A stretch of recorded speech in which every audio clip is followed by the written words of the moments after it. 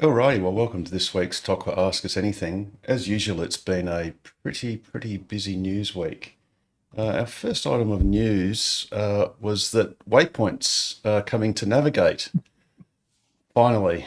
So after Elon Musk has been badgered many times by, well, so many people online and in person, basically waypoints have come out. They're actually called Add Stop. So this has been released in software version 2021.40.5. So I don't know if anyone in Australia has gotten them yet. I haven't heard of any, but the good news is this is something that is coming. So that's a little bit of progress in Tesla land. The only other bit of Tesla news, apart from some share price movements, which we're going to talk about later in the program, was superchargers are getting Starlink internet, and what it looks like is something like this. So you can actually see the dish in that green rectangle, and that's actually a Starlink terminal, and it's in one of the superchargers in the States. So the intention of this is that basically, uh, I think it was Tesla service was the SSID for the Wi-Fi. So it looks like most supercharger sites are going to get a Starlink terminal to provide some Wi-Fi for streaming, which will obviously save a lot of data for those on premium connectivity, or particularly those without. So that's a pretty good move by Tesla to do that.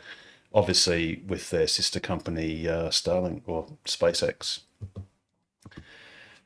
Moving right along to local news, we've got our Tokwa AGM this Saturday at 12:30 at the Newport Hotel. So please make sure to come and the actual AGM itself, the formalities will be quite brief, but we're going to have an informal lunch straight after. So it should be a pretty fun time had by all. Please do go to try booking just to register that you're coming, just so we know how many people are coming. You can always refer to the email that I sent last week or to our Facebook page for details on that.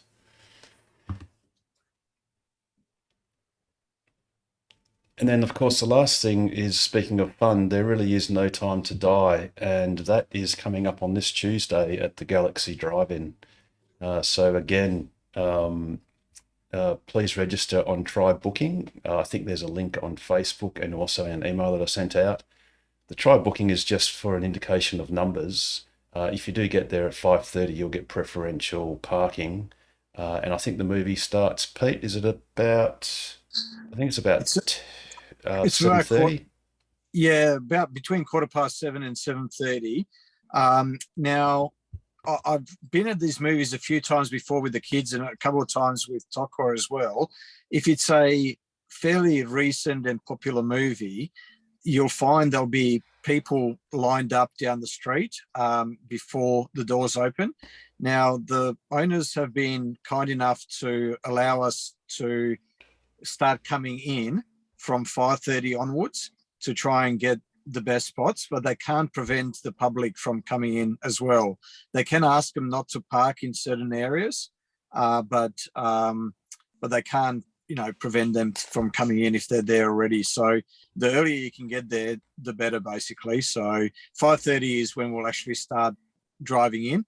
But yeah, hopefully we'll have a few cars lined up down the road well before then.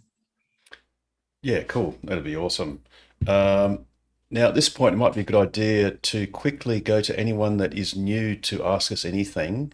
So if there is anyone, please just put your hand up or just shout out and introduce yourselves.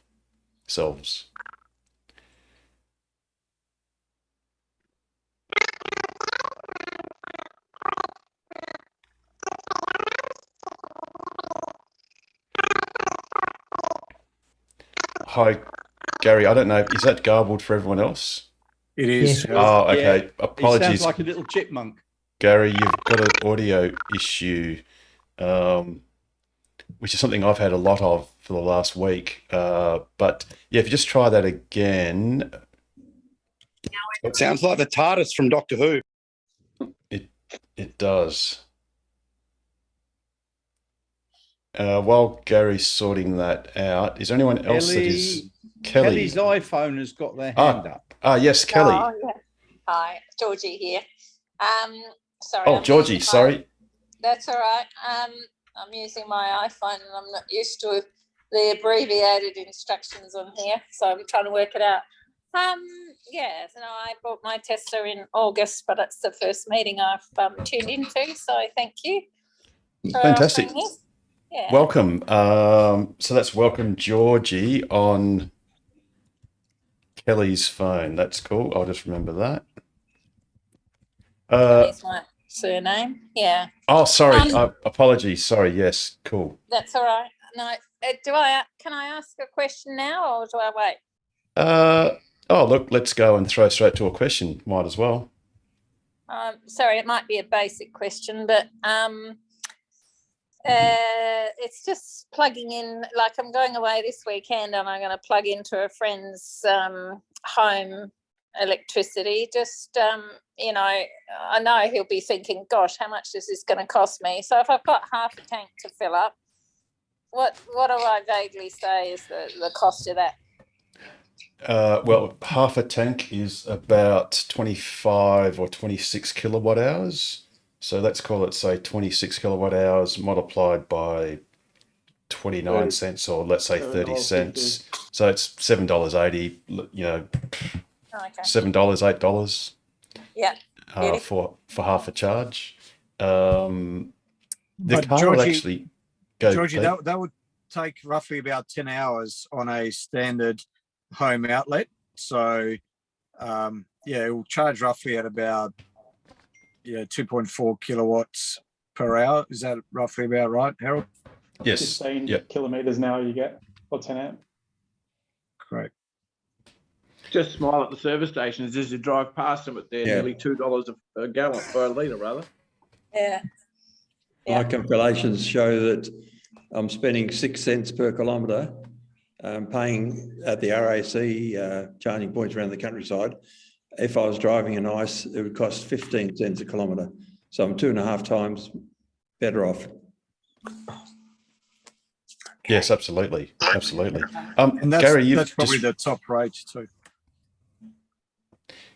Gary's returned. Try your audio again, Gary. Hopefully it's resolved.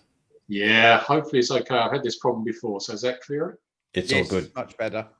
Awesome. Welcome back. Well, welcome properly, and please feel free to repeat what you said before, because we didn't understand it.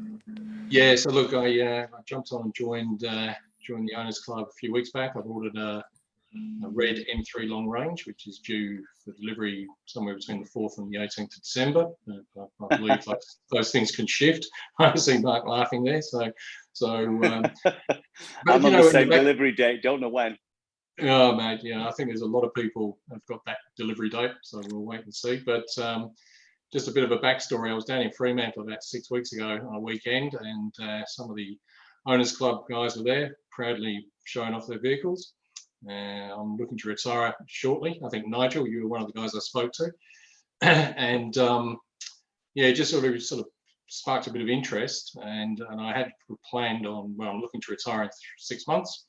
Had planned on a couple of new Mercedes and got converted and ordered the Tesla. So you did a good job, guys. You did a good job, Gary. You True. made the right decision. Yeah, I absolutely believe that. I'm 100% behind it. So that's good. Fantastic. Look, the good thing with everyone that's got deliveries sort of towards the middle of December, you can be rest assured that all of those cars will be delivered by the 31st of December, because that falls within the quarter. And the local guys will move heaven and earth to make that happen, regardless of how it may slip or move by a few days, in the middle of the month. And so seeing as it's almost Christmas, then in the car settings, you can get jingle bells playing. And if you're paying extra $1,000, does it not play jingle bells?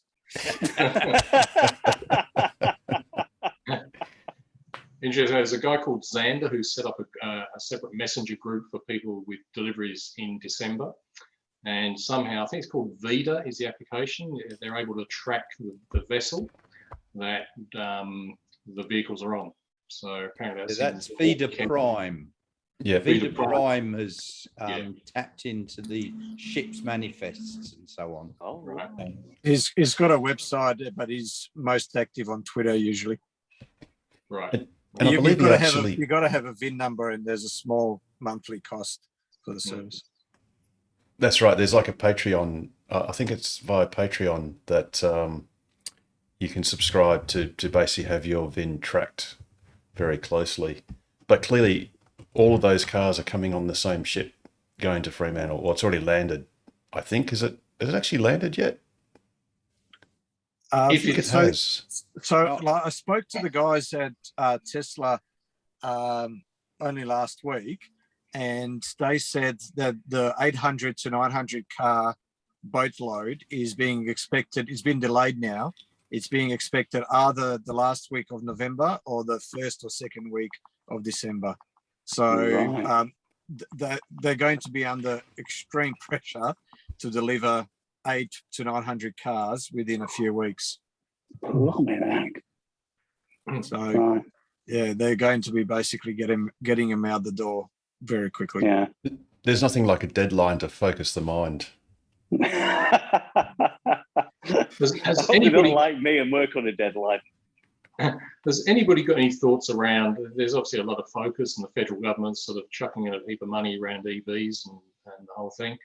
Currently, WA is not doing anything for electric vehicle owners. So other states are giving, there's no stamp duty, etc.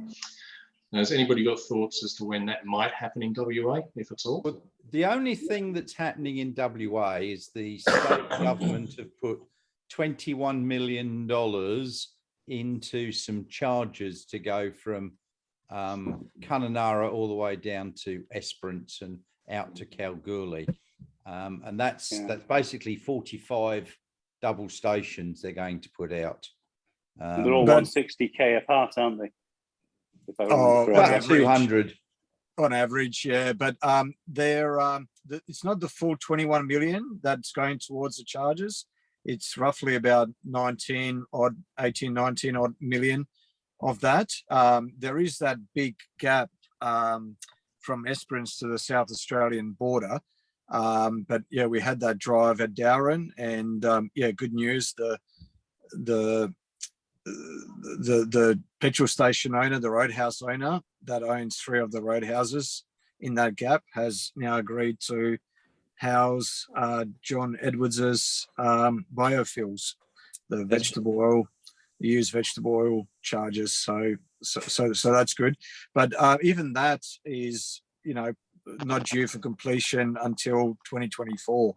So, some cynics among us may say that it's being timed with the election. A lot of people would deny that. No, never. I actually had a word with my local member last weekend. I met him at a fete or a fair, and he's actually a minister, not Amber J. Sanderson, who's the minister for What's-Its. And I was discussing with him the fact that, it's not due to be finished until 24 before the election. He says, "Oh, really?" Yeah.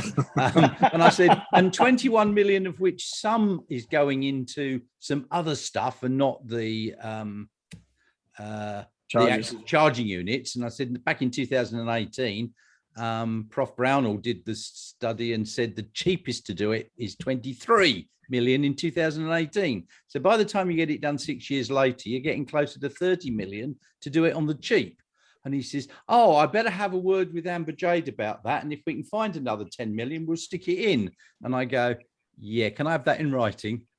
Yeah. I think we need a lobby group for the government and also for Tesla, I reckon, because Tesla have a bit of an obligation here as well. But definitely, by the time they're installed, they'll be so overcrowded, we'll need a lot more. There is movement definitely in supercharger land. I think we obviously don't know where in particular, but there is definitely a lot of movement. Remembering that the Williams supercharger was never on the rollout map, so they actually came out of the blue. So currently the rollout map just has the what's now called the Perth supercharger. So it's not the Perth North one in Karrinyup, but there is another location in Perth, presumably south-ish or... Baldivis? Did I hear Baldivis? Yeah. Well, Tesla may well beat the state government. I'm sure Alex would like it down in Mandurah. Joondalup sounds pretty good too. Yeah, Joondalup sounds brilliant. No, too far out of the way. Yeah, It's South perfect for Chiltern's your all drives in these north, days. Nigel. Okay, so has anyone got any other questions, particularly new questions? Yes, Before please. we go, Can I ask Mark. one?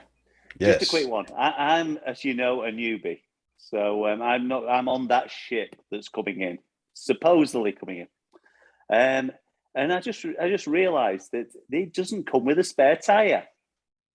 Yes. So consequently, what do you Tesla owners do as far as that goes? Presumably, it's some sort of a filler and a pump. And the reason I ask now is Black Friday's coming up, so it might be a good time to actually buy that type of thing. Okay, so one thing that most of us Tesla owners do is join the Tesla Owners Club of Western Australia. So you just go to I've already done tockwell.org.au. that. Very I've good. done that. And that $20 annual fee has bought you a ticket, which allows you to borrow a spare tire for your Model 3 for road trips. Yeah. So if you're doing a road trip, you can certainly borrow a spare. We have 2 spares. One is a skinny spare that's suitable for all versions of Model 3. The other one is it's an 18-inch aero wheel and a jack that is suitable for the SR Plus and long range. Sorry, it's no longer called SR Plus. Well, Model 3 SR Pluses, or now they're called just Model 3. Or a Model 3 rear-wheel drive. Or yes. Or rear-wheel drive. Rear-wheel drive or the long-range Model 3s. Yeah. So we've got basically 2 spare tyres that can be borrowed for road trips. Now, if you want a more permanent... And sorry, Harold, can I just chime in? So, Mark, you got pretty excited about Joondalup before, so I'm suspecting that you live up north of the river. Yeah, so I'm just to the Kinross. Oh, excellent. We've got one. So I'm basically Joondalup way, and I've got one. So I can lend you one if you're doing a trip. So nice and close to you if you need one. But for when I'm not doing a trip and I just want something to actually get me a limp home, what is the general rule? Is it a pump and a goo type fill, or do you not recommend those at all? And I am the RAC as well. I'm a gold member of that. I've been in since I ever came to Australia, which was back in 1995. Yeah. So if you're in and around Perth, that's all you need. Yeah. And you also have roadside assist with Tesla up until the ordinary warranty period is up, which is the 4-year / 80,000 kilometre. I didn't know that. But that's of course, mainly in the metro area. So you can't be, halfway down the Nullarbor. No, I'm thinking more the Margaret River and maybe Albany way. RAC. Yep, RAC. Also, most of the time, if you get a flat, it'll be a slow leak with a tech screw or something similar. Yeah. So you can effectively pump and limp, if you want to call it that. It's hardly. So is there any particular pump setups or anything, or repair setups you actually recommend that you've all used and thought that's a really good one? I don't think there's one that everyone uses, but Tesla does on their shop page. They have a goo and pump combo. Do they? I've never seen that. Yeah, it's there you go. Harold's going to pull it up. Show me where it is, Harold, because I've looked all over the webpage. I've never noticed that because I bought the charger and a few other bits and bobs. Yeah, pretty sure it's in the Australian shop as well. I've got one myself. I've, knock on wood, haven't had to use it as yet. No, well, those one of the things you don't ever use, but it's just handy to have. Absolutely, yeah. And I keep one with me. I bought one because a lot of the aftermarket ones are 20, 30 amps to run. So I'm not going to plug that into the Tesla, whereas the Tesla one, you can just plug into any 12-volt socket. And they work pretty well. Harold, that's what on the Tesla store for a while, mate. Sorry, say It again, hasn't been Russell. up for a while, has it not? No. It hasn't been on sale for the I last looked. few I months. had a look through, but I was looking for. Okay. I was looking for toys to buy, and that wasn't on there. Okay, if it's not on the Australian site, you can get it. It's always available on the US site. Now, what you'll need to do is maybe use a freight forwarder. I got you. Yeah, I know that. I've got one of those in the States that I've used it many years ago, but I've probably still got the account. Yeah, excellent. So yeah, you can use them and get it from the US store if need be. Right, and you reckon that's the one you recommend, the Tesla one, because it does take the right current from the right place. Yeah, I mean, I hadn't actually thought about that part of it. Did they have a cigarette type lighter set up, or do you have to take it? What's there is a 12 volt just under the center console under your armrest in the Model 3. There? Yeah. Right. There is actually, I think, Super Cheap Auto there's also. the tyre repair sealant for $40, which is the replacement for the thing in the. Is this on the Australian site or the American? I'm on the Australian site now. You can also get from. I'll just share that, Harold. I'll just share it. Yeah, sure. So,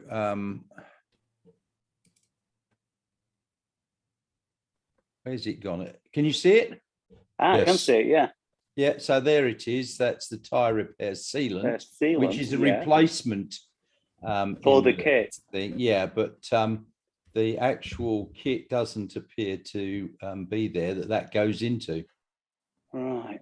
And so I've just noticed Harold said I might need to get it from America. I just noticed they've got the dock cover now in Australia too. Yes, it just came out just recently. I heard it on not Tesla Daily. What's the other one? Tesla. One that's been going since the year dot. Ride the Lightning. Ride the Lightning. Yeah, he said he bought it and he said it's very good, except he's just a bit dodgy about the clips that go into the window seals. But if you've got a window tint, it might scratch your window tint. But other than that, he says it's absolutely excellent. Yeah, but that's, I think I got mine from Tessera's, my dog hammock, and it's got 2 zips, so it brings a flap up and covers in the door as well. Right. Yeah, these other the Tesla one actually clips into the window frames. So it clips into where the window is, just into the top of the thing. But it sounds like if you moved your window up and down, if you've got a tint, an aftermarket tint, it might scratch it. That was the thing he commented on. From Ride the Lightning, as you said. That's but pretty that's good brilliant. Because means it's pretty much come out in the Australian store at the same time as the US store. So yeah, it was only about a week behind, I think, from memory when I was watching it.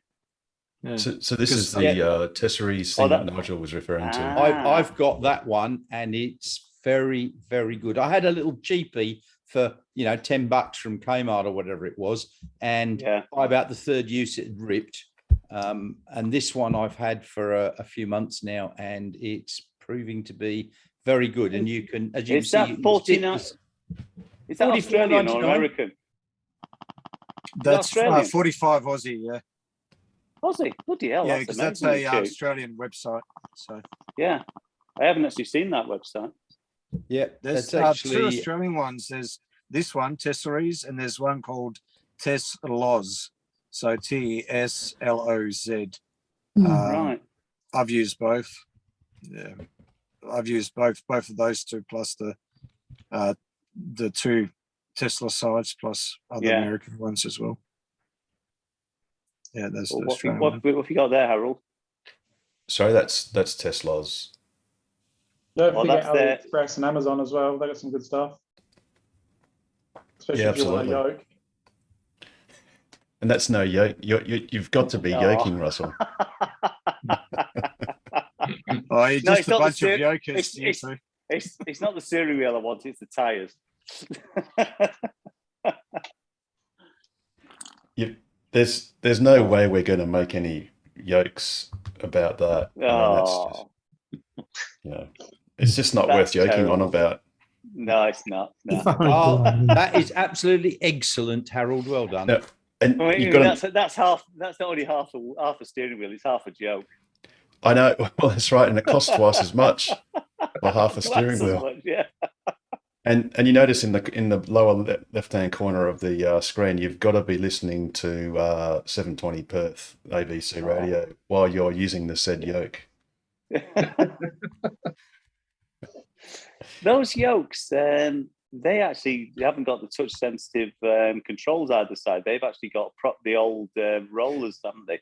No, this is a Model X. So in the Is that a Model X 3 one? That one? Yes, that's a Model X because you can tell because there's a binnacle which has the front screen. Yeah. But I saw one of the yokes that somebody was showing last week, and it got the roller type controls where the new ones are actually touch sensitive, aren't they? Instead, and they're not supposed. That's the bit that really puts a lot of people off with the yoke. Oh, sorry. Yes. So in the actual Model S, the new Model S, they are capacitive touch. And in fact, there are no steering stalks, indicator stalks. Sorry. They're just a left or a right arrow. Yeah. And strangely on the same side, which is a bit weird. It would be a lot more, well, natural, I guess, if you're sort of instinctively natural to have one on the left and one on the right. But they've chosen, I think they're both on the left-hand side of the steering wheel. And there's no gear shift. There's no gear shift, reverse or park or drive. There's not a stalk for that anymore either. It's all on the through the capacity touch on the steering wheel. Yeah, that's that's intuitive, and then you've got to use the display to actually select forward or backwards, haven't you? The idea is manually. The idea is that the car will know what you want to do. So obviously, if there's a wall behind you, it's not going to put it into reverse. But yeah, there will be times when you'll have to override it manually, and as you said, you just swipe up and down on the screen. Yeah. I must admit, all those capacitive touch type systems, because I'm a Volkswagen Golf. I love Golfs. I had 4 of them. And the new model, the Golf 8, that one's gone for the same capacitive touch. And everyone has exactly the same reaction to them as driving with the Tesla Model S. They're saying they're great, but you just touch something and you accidentally trigger something. They haven't got the capacitive touch down to actually a definitive touch. It just seems to be a slight touch, and they actually flick as if you actually selected it when you didn't intend to. I'd say the Tesla ones are a little bit different. I think they do provide a bit of feedback as well. A bit like your iPhone does. It can, vibrate when you.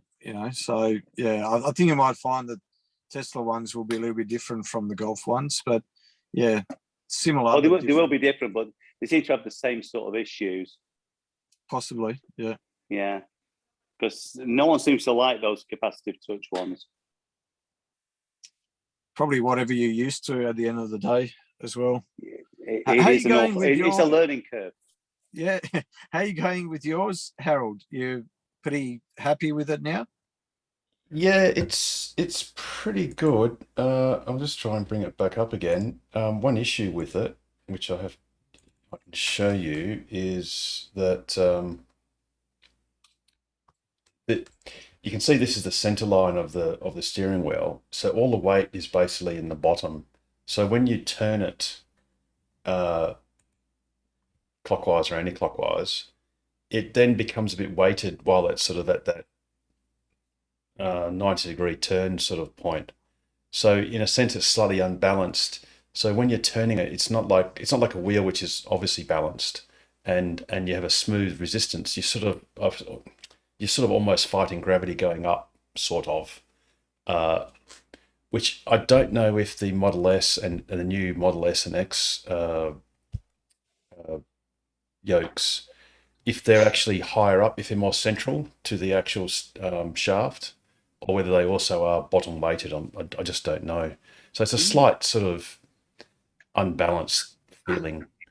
Or if they were clever enough, even if the steering wheel or the yoke is positioned down low, they could have put more weight up the top to try and counter that. Yes, or in fact, they could actually, with the power assist, give it a bit of a boost on the way up. Yeah.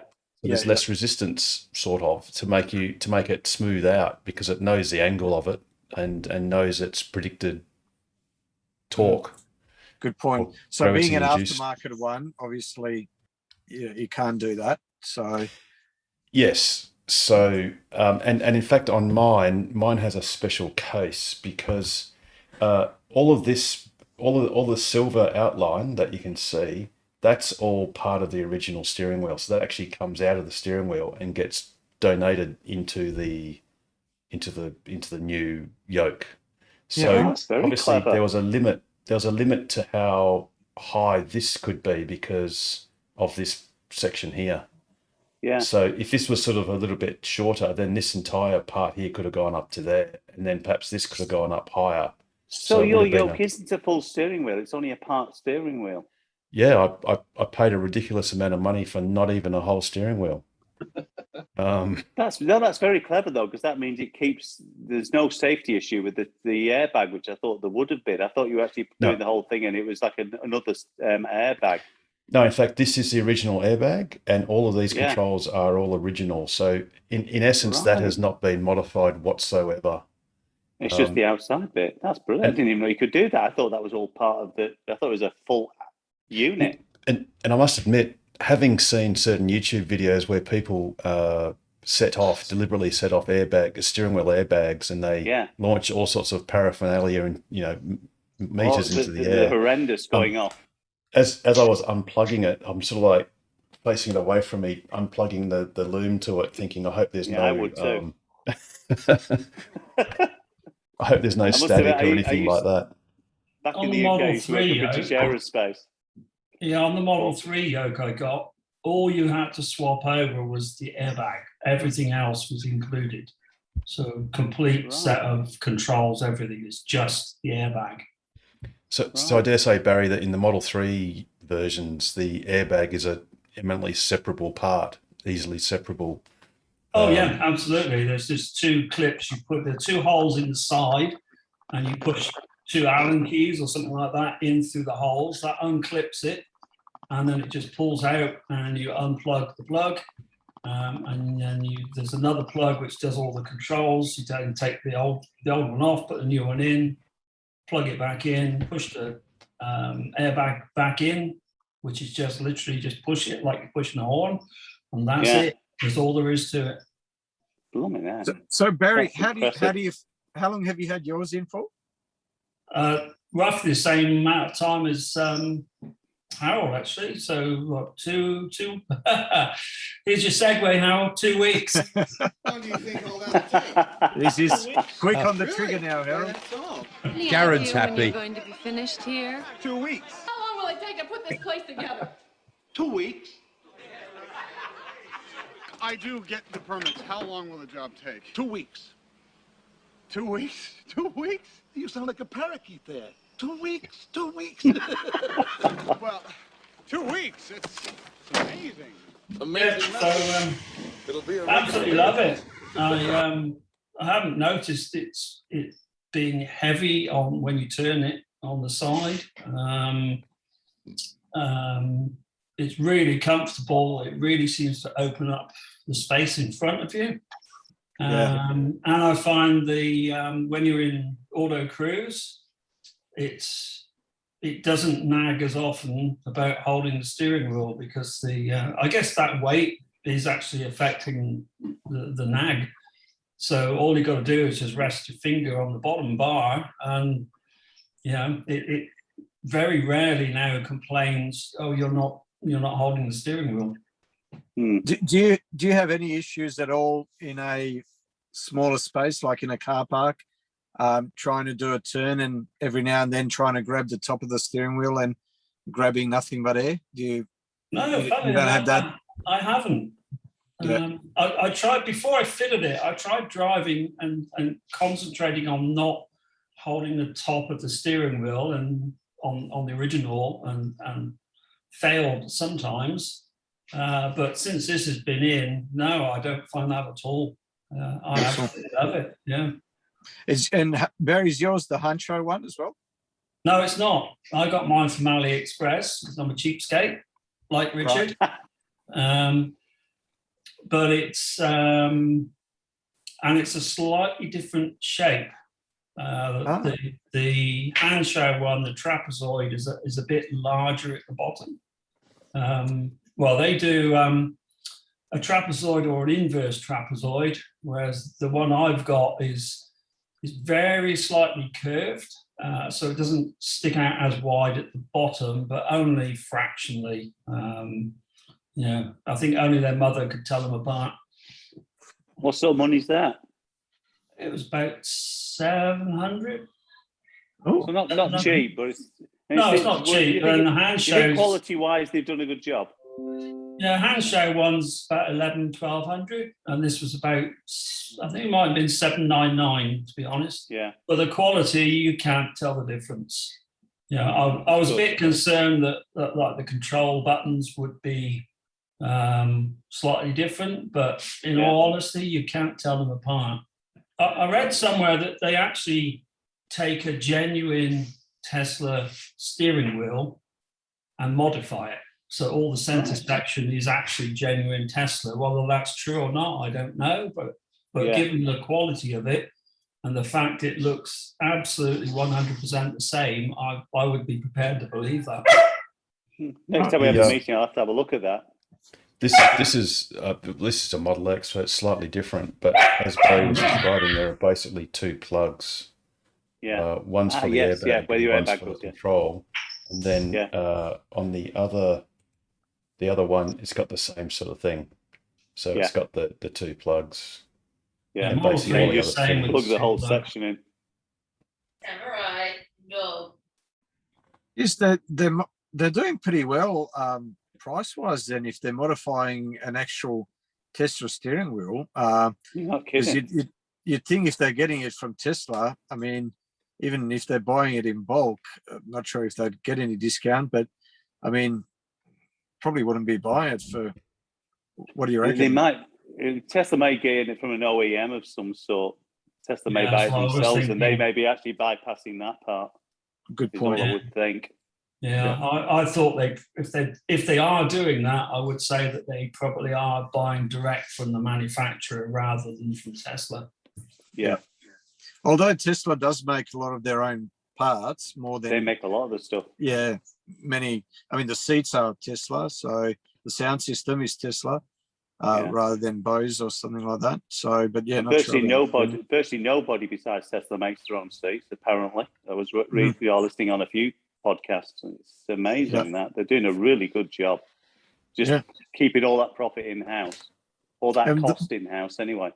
But every time someone new sits in my car and you ask them about the seats, if they haven't already mentioned how comfortable they are, you know, through their own volition, they just say, they're great. So they've done a good job in terms of the finished product too. What do you like for heat in summer? Would it not be bad. like a plastic, we used to call them PVC seats back in the UK, and I've been used to material seats ever since. I've never gone for leather seats because of the heat, especially over here. Look, they're not as bad as leather seats, but they are worse than if you had fabric seats. So they're somewhere in between the two.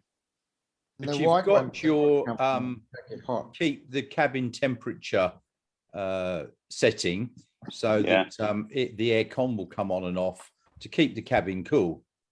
As long as it's cool enough, you're fine. Yeah, I've not noticed too much of a trouble. Right, that's good. I've just noticed the third yoker has logged on. The doctor is in the house. So, Harold, just before we keep talking about that, I was just wondering if there's any other newbies that have joined, or are there any of the new newbies who need to ask another question?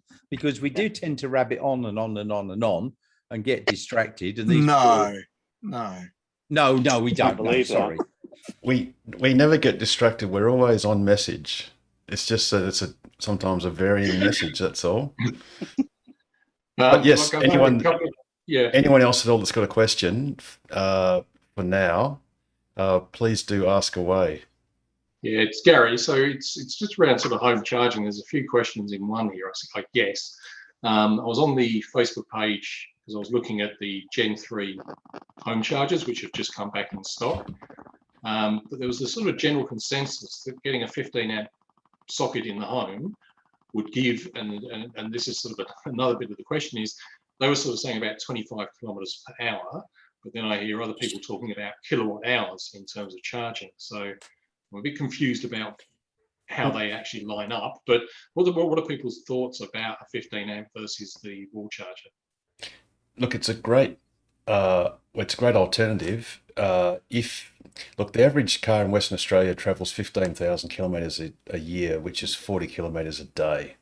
So even on a 10 amp outlet, you'd recover that in about 3 hours.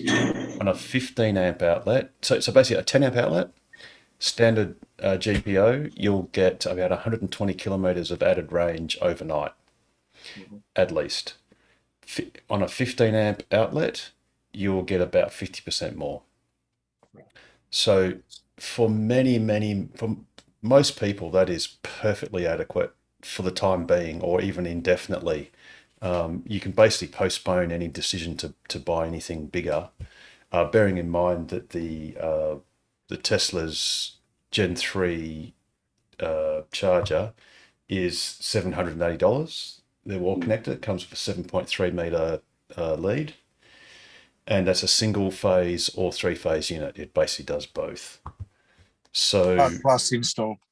Plus install. And the install won't be cheap. I could probably jump in on this question, because we've got an older 2015 Model S, which isn't as efficient as the new Model 3s, but we survived for 3 years in a rental on a 15 amp socket, and it was absolutely fine. We did start on a 10 amp, and it wasn't quite enough. But yeah, going to 15, which is a bit of a ball ache because it was a rental, so we had to negotiate with the landlord. But yeah, 15 amp socket, no problem. So in fact, sorry, even here now in our own house, we've got a 32 amp capability, but I dial it back to 20. And I mean, we could probably get by with 15, but yeah, if you can go 20, it works fine. But 15 amp overnight, great. And Gary, it just comes down to what's your daily drive. Yeah. Are you getting an SR Plus or standard Model 3 now? No, long range, isn't it? Long range, yeah. So it comes down to how far you're going to be driving each day, and then what you'll need to replenish. Because if you're doing, 1 day a week, you're doing 200 kilometers, you're not going to replace that on a 10 or 15 amp plug overnight on a long range.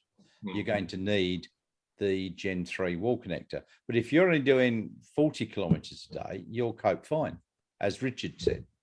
And there is a in-between option as well, between a 10 or 15 amp and a wall connector. So you could get a 32 amp 5-pin socket put in, whether you're a single or 3-phase, doesn't matter. But if you're on 3-phase, you can either borrow a charger to try it out first from the club, or you can buy one from the club for $750. The cheapest we've found them anywhere on the internet has been close to $1,400, or about $1,350. So for your $20 annual membership, that's well worthwhile. And the advantage of that is that if you do go on a longer trip, you can unplug it from that socket, and it is a portable charger after all, so you can take it with you.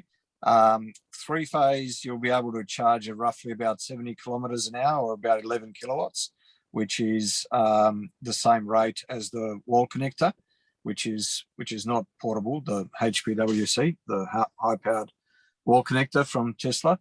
And on if you've only got a single-phase house, you'll, rather than getting the 11 kilowatts, you'll get 7.6 kilowatts, which is a little over 50K an hour.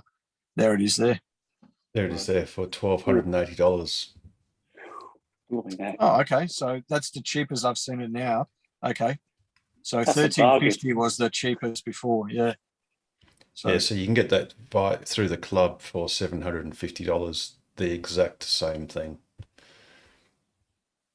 What's the difference between the Gen 2 and Gen 3? Because the research I've done, which has been sort of limited, looks like they have the same charge rates, but obviously one's got the shorter lead. Is there actually the Gen 2? Yeah, the Gen 2 can actually charge at 22 kilowatts. So, for example, Richard Chapman, he might have the 2 chargers. I think Rob had the dual chargers in his Model S as well from memory. Rob's got the dual Yeah, chargers. we've got 22 kilowatt charging, which is just awesome on road trips. Yeah. So yeah, you can take advantage of that on the Gen 2, but the Gen 3 only does 11 kilowatts. But yeah, if you've got a Model 3 or a more modern Model S or Model X, it doesn't matter because 11 kilowatts is the maximum charge anyway. So, Pete, I'm Gen not sure 3 that's also lets you charge other EVs that are non-Tesla, but Gen 2 doesn't. Correct. Also, Gen 3 is also Wi-Fi enabled, apparently. Yeah, it's got a slightly thinner cable. Harold, you sound like you were going to correct me. Did I mention something wrong? Yeah, I thought the Gen 3 actually does do 22 kilowatts as well. It can do 32 amps single phase. Yeah. Yeah, right. Okay. So I think it's actually a 22 kilowatt, although in Model 3 land, that's irrelevant because what counts is if you've got a 3-phase house, you'll be pulling 16 amps 3-phase. That's 11 kilowatts into your car. If you've got a single phase house and you install it, you can actually consume up to 32 amps single phase. But I think it can actually supply 32 amps 3-phase. The skinnier cable is mainly for the States, where I think they've derated them down a bit from the 80 amp single phase they used to be to, I think it's now 40 amps.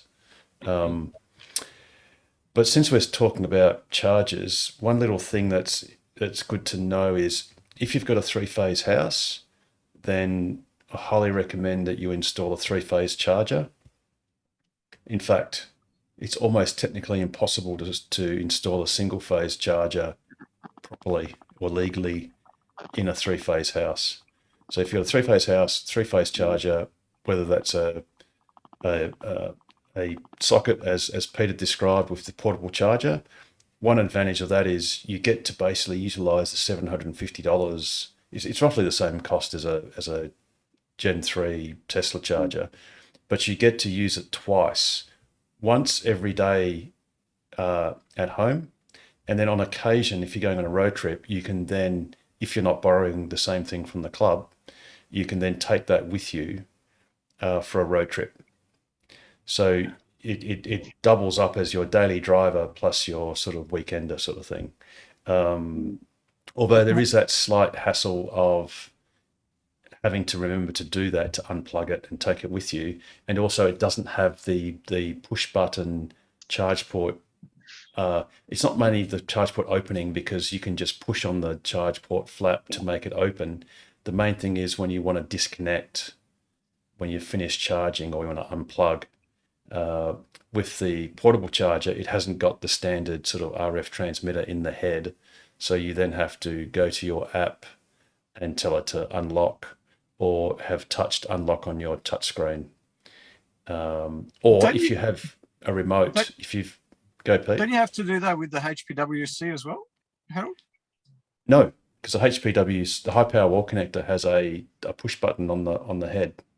Just like your UMC, the universal mobile connector, the portable charger that comes free with the car, they have a little button that's got like a little 2 circles. It looks like a record sort of button. Yeah, I know the button you're talking about. Yeah, I think I've just learned something new because I've only ever used that button to open the flap.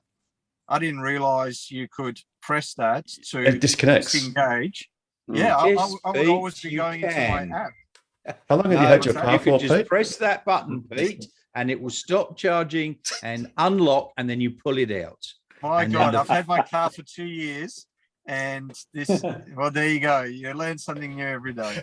And you know, Pete, when you want to start it, you put your foot on the brake and you put the right hand toggle down, and it's in drive. You know that, didn't you? Oh, I do now, Nigel. I do now. It's a computer user. I used to just park it up on the hill and just put it into neutral and just roll down.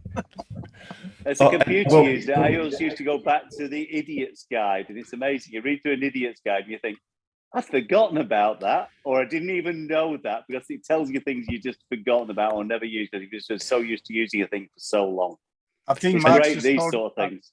I think Mark's just called me an idiot, but it is well deserved. No. Owning the Definitely car not. for 2 years and not knowing that. But there you go. Well, and you know, Pete, that when you pull that stalk down twice, you hear this sound, and that's autopilot starting. And then when you put your foot on your brake, then you actually hear this sound, and that's autopilot stopping. See, and you've got to be aware of that. Actually, on that point, what a lot of people don't know is once you get below a certain speed, so in order to disengage autopilot, you obviously put the stalk up. You can disengage it in two ways. You can go past the detent, or you can just go up partially. Both methods will disengage autopilot or cruise control. But if you're below a certain speed, I'm not sure what that speed is, but it's fairly slow. It's 5-10k an hour. Going past the detent will actually put it into neutral. And what I have done before is coming up to the lights. I came to a stop and wasn't sure if I still had it in autopilot or not. And I went up to make sure that I didn't have it in autopilot. When the light turned green and I pressed the accelerator, started going backwards. So that's, so you can call me an idiot again, Mark, if you like. But I know a few people have done that. And a few people have actually trying to turn the left indicator on, have inadvertently put it into reverse too. No, definitely idiot, not Pete. calling you an idiot, Pete. Definitely not. Mark Always, won't it's a call case you of one, foot I in will. mouth. I said Guys, I think I deserved it, so it's all good. Well, So actually, go Gary, quick. Yeah, go Gary. No, I was just going to ask a question. I heard earlier in the conversation we talked about kilowatt hours in terms of charge rates. Then I've heard about kilometers per hour. Is there a direct sort of equation or lineation between them, or is there? Yeah, About 160 watt hours per kilometre. That's if you drive like Pete. If you drive normally, you can get probably about 145 watt hours per kilometre. So if you imagine, sorry, I was basing that on a performance Model 3. So for a standard range, yes, 140. So to equate that, a kilowatt hour is 1,000 watts in an hour, and say if your car consumes 145 watt hours per kilometre, it basically means you'll get about 6.9 kilometres per watt hour.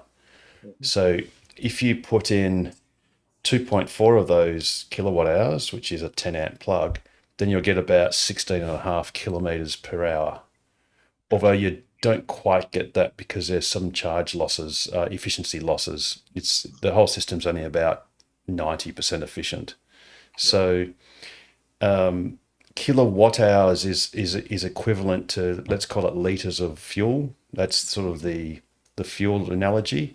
And then the kilometres per hour is effectively how quickly you're replenishing the range of your car. Okay. So roughly on a 10 amp plug, you're getting 13, 14, 15-ish kilometres added, or 12 kilometres added per hour, or you're getting 2.4 kilowatt hours because you're putting 2.4 kilowatts in for an hour. Okay. Harold, does when you're actually charging it, does it not say those sort of things on the display and telling you roughly what you're putting in? Yes. So in fact, it'll actually tell you how long it'll take to charge your car to its desired level. And a great point with all of the standard Model 3s, the standard range Model 3s, the new ones, the ones are less than, well, the ones are made in China, basically. So if your VIN has an LRW in front of it and you don't have a long range or a performance car, then basically what you have is the LFP batteries. And so that's different. I didn't know that. Yes, so you've got the LFP batteries. Yeah, I know the batteries are different, but I didn't know the actual the interface was different as well. Yes, so I'll just share this. Unfortunately, presenter mode has failed me, so I'm going to have to share it sort of a little bit roughly.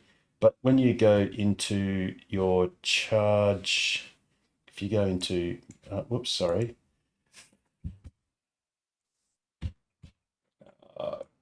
I'll just have to get out of that for a second and make this work. While you're doing that, Harold, is what's the optimum amount? I've heard you don't charge them to 100% unless it's a road trip. Is it like 80, 85, 90? Is that the general rule of thumb? Okay, so for the for the standard Model 3s, the ones with the LFP battery, the lithium iron phosphate battery, you can charge your car to 100% all day, every day. He's got a long range. And if you've got a long range, you should set it to 90%. 90, excellent. As your daily charge, or 80 if you prefer, 90, but 90 max, 90 is. Harold. Yes. 90 max. I find with my one, after a few tweets from Elon and stuff, I try to keep mine closer to sort of 60 or 70 if I don't need to go that far. For the battery health for long term, they say that if you can keep it lower, it doesn't put as much strain on the battery constantly. So if you don't need to go that far, probably consider just going a bit less. But if you do want to chuck it to 90, it's still fine. It's just potentially you might not get as much over 10 years. Our car is nearly 7 years old, and we've pretty much always kept it at 90, and it's never really lost much range from when in the 4.5 years we've had it. So I think it's kind of marginal. I worried about it a lot earlier on, and now I don't even think about it. Yeah, okay. And Harold, Stefan keeps trying to put his hand up and ask a question. Oh, apologies, Stefan. Sure. Hello. Good evening, everybody. I've just got a few questions. Has anybody ever been to Hayden on a trip? Yes, I have. Wave Rock. Yes. Is there anything at Hayden? I can't see it on PlugShare or anything that there is anything there apart from maybe just normal 15 amp. Whoops, what happened? Oh, here we go. Okay, so at Hayden, what you've got is a 3-phase outlet. Let me just orient myself for a moment. Hayden, here we go. So at the travel stop, which is at one of the petrol station, next to the petrol station, you've got a 32 amp 3-phase outlet, which looks like that. Okay. So you can actually borrow the portable charger from the club. That's the one we mentioned earlier. I think I've had that plug, that 3-phase plug. Yep. So there it is right there.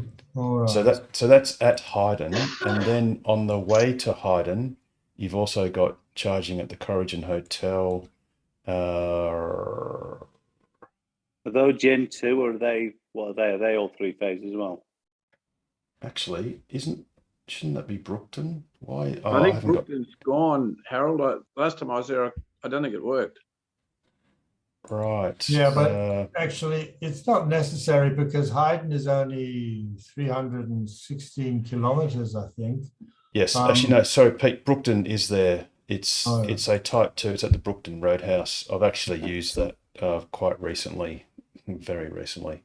So you've got Brookton where you can top up if you like, just as a bit of a break, and then Stefan, you can go all the way to Hayden. Yeah. But you're right. Look, even in a standard range, you can get from home to Hayden and then charge up at Hayden and then get back. Yeah, because I'll be staying at one of the caravan parks or something, and I think they've usually got outlets, just the 15 amp or even just 10 amp outlets, and overnight, you can put in quite a bit on the way to get home again. Yeah. Yeah. You'll need a bit more than just one overnight thing, though, Stefan.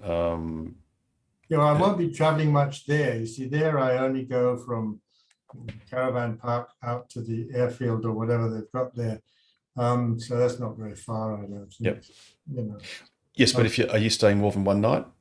Yeah, I'll be staying probably a week or so.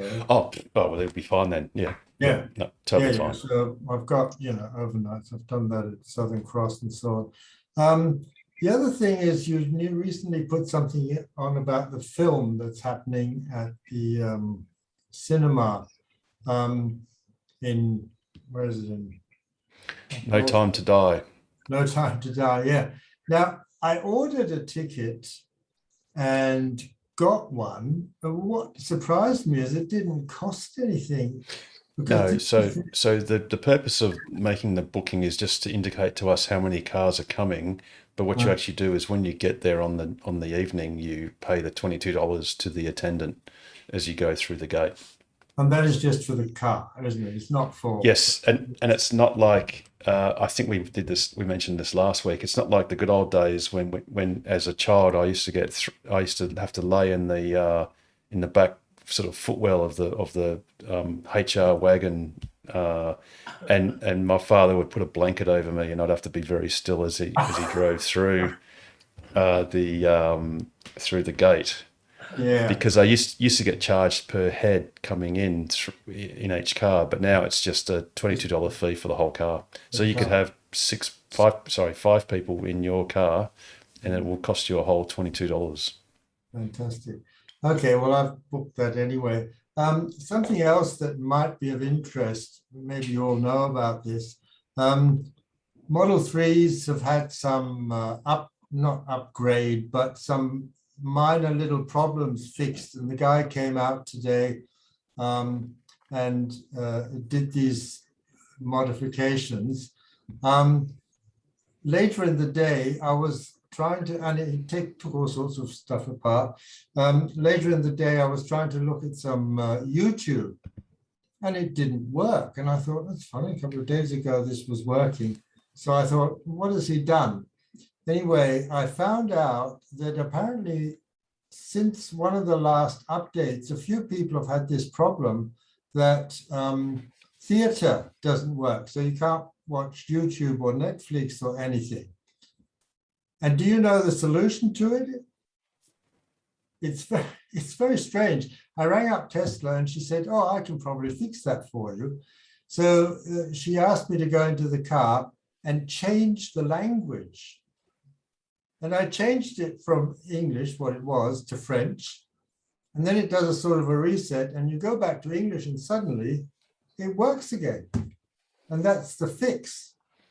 So if that ever happens to you, that YouTube and Netflix and whatever just comes a blank white screen, there's nothing there. That's what you have to do. Just go in and change the language to whatever and change it back to English and it'll all work again. I think Mark would describe that as an undocumented feature, also known as a bug, which... Yeah, it probably is a bug somewhere in the system, but it has started to happen now to various people since one of the last updates, apparently. Yeah. There must be some slight computer glitch there. And but of course, when he did his work on the car, he had to completely disconnect the whole battery and everything, and maybe that was the trigger for it. I don't know, but that was very interesting, very easy to fix.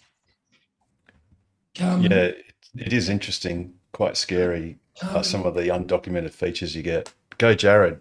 Yeah, Carmen, is you're still stuck in Russian? No.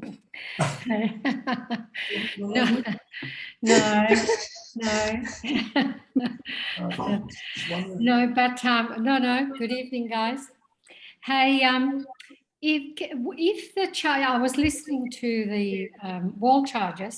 So if you have a 3-phase wall charger in a 3-phase house and you want to take it with you, but the next location doesn't have 3-phase, will it work?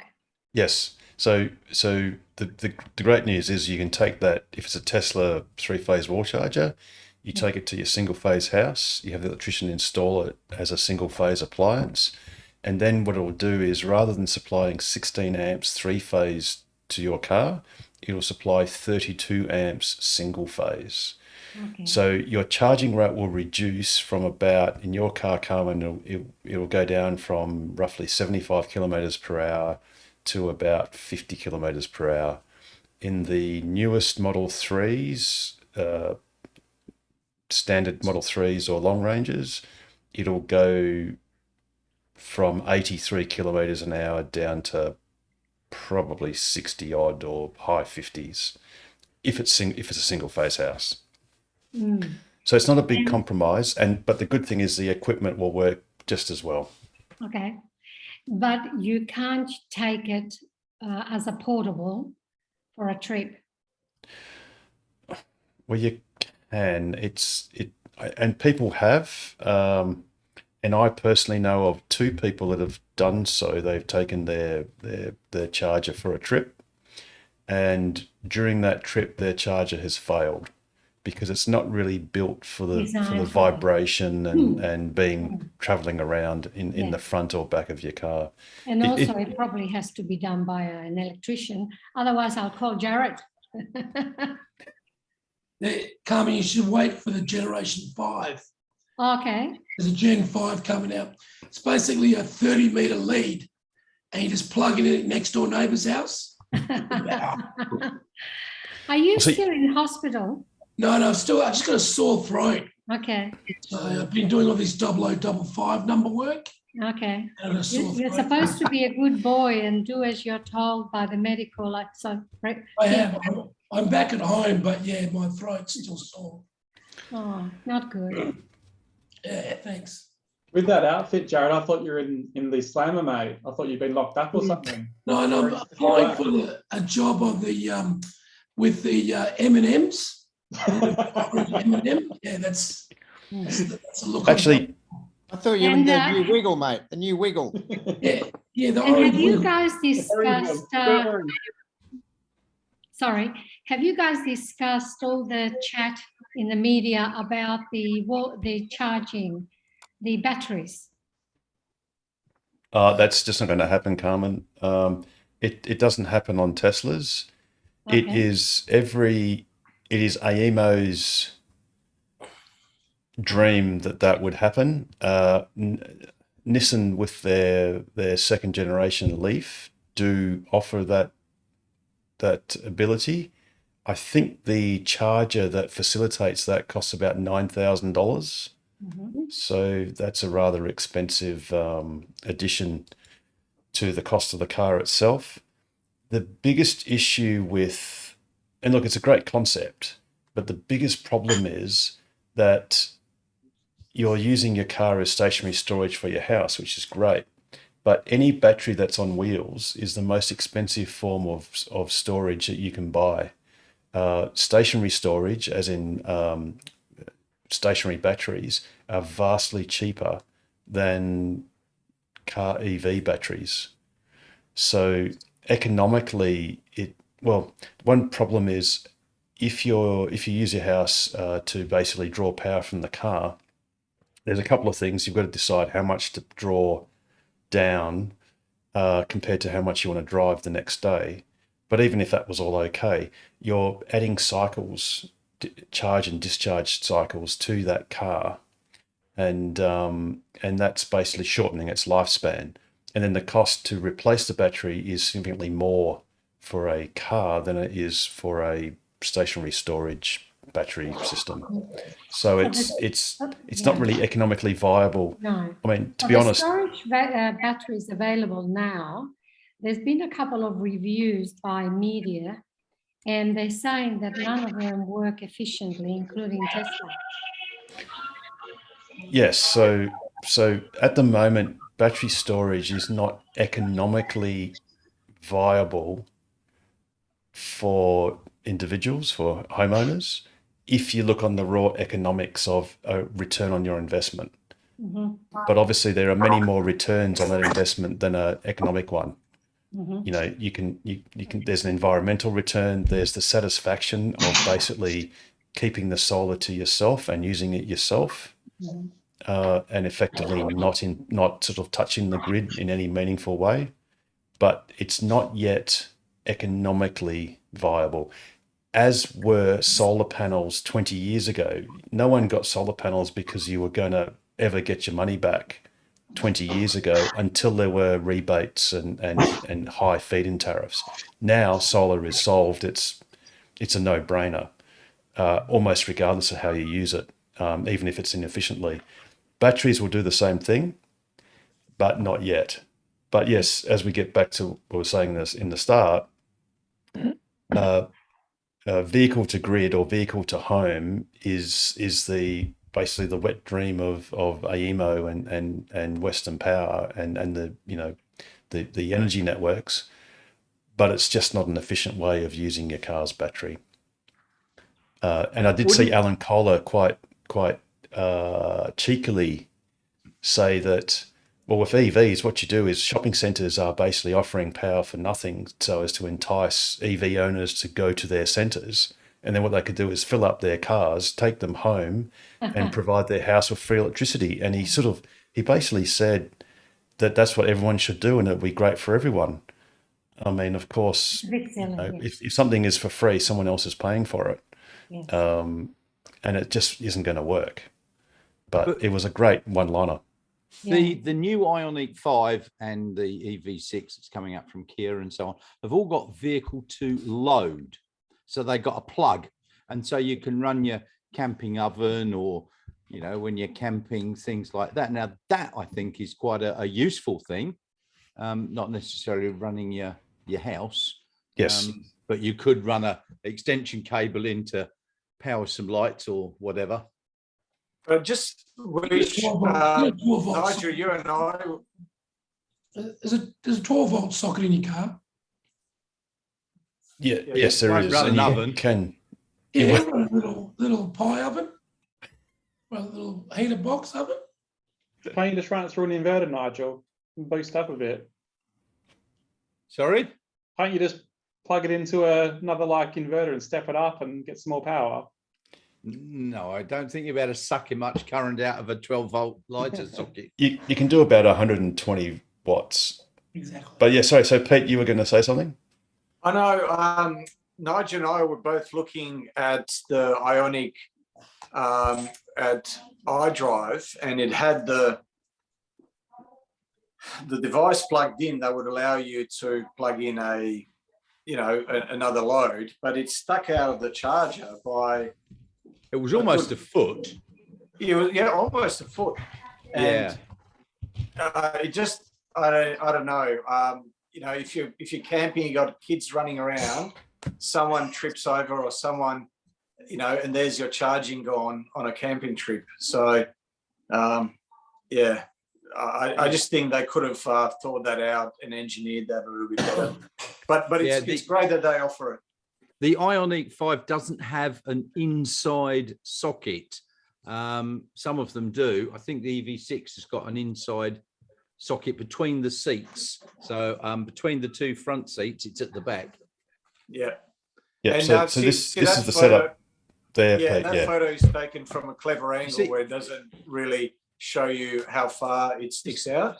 But that's even what I'd like to do. Wake up in the morning and get my espresso machine out for a nice coffee. Oh, not an espresso. Ugh. No, it would be a latte, but But you can see how far it sticks out. It's just Question about the Synergy EV plans that give you a reduced cost between, I think it's 11 p.m. and 4 a.m. Do people jump on that? Is that recommended? It's an absolute no-brainer.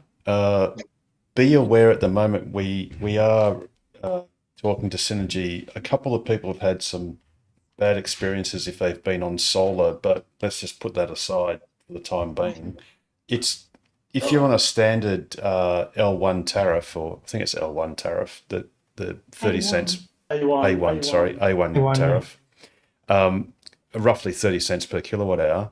What the EV tariff provides you now, the first prerequisite is that you must have purchased your EV in your own natural name, not in a business name or a business entity. So that's the first barrier. So if you have bought it through a business, just don't bother, because they don't allow it for businesses. But as an individual, all you do is you just Google Synergy EV tariff, and from 11 p.m. to 4 a.m. you basically get a 30% discount for the whole house. So it's roughly 20 cents per kilowatt hour from 11 p.m. to 4 a.m. And it doesn't affect any other part of your solar feed-in tariff or whatever. Notwithstanding, a few people have had some interesting encounters with Synergy or Western Power, where they've had their standard feed-in tariff of 7 cents changed to the 3/10 cent new DEBS tariff mistakenly. And then they've had to go through a fair bit of effort to get that unwound. But that's something we're addressing with Synergy, and that should be sorted fairly soon, where that's just an anomaly that shouldn't occur. So but yeah, it's a no-brainer. So all usage during that period of time is at the reduced rate. Yes. So you can, if you had a reverse cycle pool heater, for example, or spa heater or something, it's electric, then bang it on at 11 p.m. to 4 a.m. Or if it's a hot summer's night, don't feel so bad about having your ducted aircon cooling your house to 17 degrees, because you're getting a 30% discount. And Synergy don't care that it's not charging your EV per se. They have no way of knowing, basically. No way, and don't care. It's. Can you set up? Is there a config? Debs is now, it's changed to 2.75 cents, not 3 cents now as well. They've lowered it. Wow. The point to it's just silly, but yeah, that's going to make basically no difference whatsoever. But I know Synergy are playing around with the tariffs quite a bit, and they're considering a lower EV tariff during the middle of the day to suck out all the solar, to try and lift the belly of the duck a little bit. So there might be some trials coming out soon. What I don't understand, and I did ask one of the AEMO guys, or one of the energy policy guys, this question, and I haven't got a good enough answer back. But what I don't understand is, rather than trialing all these different tariffs and going back and forth and changing the tariffs around, leaving some legacy tariffs and introducing new ones, why not just let customers who wish to, why not just give them the option to get access directly to the what's called the balancing price, which is essentially the wholesale price. And look, you can put a margin on top of that, that's fine, but basically give them access to a floating rate or a variable rate, and let the market do everything for you, rather than playing around with different tariffs and using a very blunt tool. Why don't you just give the price signal that change, and that way manufacturers can develop algorithms for your home, and you can program your battery or your load to take advantage of lower rates. Pete, that's exactly what I think. It's one of the providers in the UK, Octopus Energy, has an agile tariff. It does exactly that every half hour. And there's people that are like, it's all set up and geared for it, and apparently it works, brilliantly. So another question related to the charging. Can I just ask a question to that charging tariff, the cheap one from 11 to 4?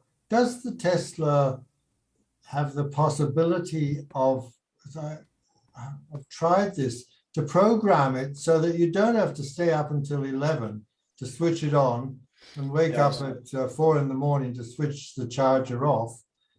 Can that be programmed with what the Tesla has, with the scheduling? Yes, absolutely. Yes. And that's exactly what it's called. The button is called scheduling. So the terminology is exactly as you said. It's to schedule the charge. Okay, well, I see the way Harold's going to bring out. Yeah, Stefan, it's actually going to bring up the interface, the Model 3 interface, and he's going to show you where to find that button. I can see he's trying to find the UI at the moment, his PowerPoint. But in the meantime, just to add a comment, Richard, that provides access to the floating price or the variable price. But unfortunately, nothing in WA.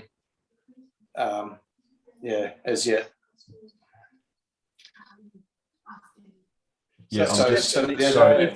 Harold's just- obviously having a bit of a Alex. difficulty there for the moment. So Alex. while he's looking, if you go into the menu in the charging, there's a thing there that says schedule or something like that. And then right below it, there's much smaller writing. You touch that and then it will allow you to set the start time. Okay. So I always set mine to start at 11 p.m.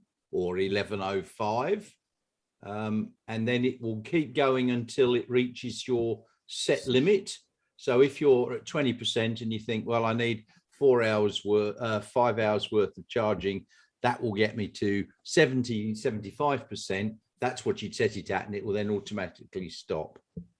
Okay, so can you see the screen now? Is that showing the MCU screen? Yes. Awesome. Okay, so what you do is you click this little up arrow at the bottom of the screen, and then you go to charging, and then you go to schedule. And there's a couple of ways you can do this. You can schedule when you want to start charging. So Stefan, this would be at 11 p.m. So you would set this to 2300 or perhaps 2315, because I think it goes in 15-minute increments. Oh yeah, okay. So what it will do then is it will start charging at 11 and stop charging when the car is at your desired charge level. Yes, I've realized that, but that means you have to fiddle around a bit to see where you have to set the limit. So yes. But as long as you turn on scheduled start. So if you turn this on and you plug your car in when you get home, it will not start charging until 11 p.m. So one disadvantage is if you did a long trip, mid-morning, and you got home at lunchtime and you wanted to charge immediately, you would have to momentarily disable this scheduled start switch, so you could start charging straight away if that's what you needed to do. But ordinarily, if you militantly want to only charge after 11 p.m., you just turn that switch on, you set the time to 11 p.m., and it will start charging then. Now, the only little caveat is if you're only charging, say, on 10 amps, it may dribble past the 4 a.m. Endpoint. Yeah, you can't program the end. There's no start stop. No, there's no. Well, yes, you can. No, there is another one. There is a scheduled departure. Yeah, and then you can also have there's the off-peak charge one where it yes, says there is. off-peak end Yes, time as well. there's off-peak charging, and then you can change the off-peak hours, and you can say, well, this says 6, but this is 6 a.m. But you can change it to 4 a.m. But I think the issue with this is that it will start charging when it at a certain number of hours before it predicts that it will be full at the nominated time, say 4 a.m. So I think that's the only issue. Yeah, is there's that no real start stop way. no, there's not a classic start charging at 11 p.m. and stop charging at 4 a.m. They either have start charging at 11 p.m. or finish charging at 4 a.m. And the car will do its best to work out. Now, if you've got a high power charger, it won't be an issue. If you've got a low power charger, like a 15 amp or a 10 amp charger, the car may decide. In your case, Stefan, you've got 3-phase, haven't you? No, I haven't got 3-phase. I've just got the Tesla charger I got with the car, which does 32 amps, so it can charge fairly fast. Yes. Yeah. So there is a bit of nuance there. I actually got a This is where smart third- Wi-Fi third- plug for Go. mine, and Go, Russell. yeah, I got a smart Wi-Fi plug for my one, and I've hooked it up to an IFTTT, and then it just does a schedule based on that instead and kills the power. Yeah, you can Yes. do that. Yeah. I was just going to say, yeah, this is where third-party chargers come into their own, like the Zappy or like our inverter charger, where you can literally just say start at this time, stop at this time, and that's it, easy done. Yeah. Okay, thank you very much.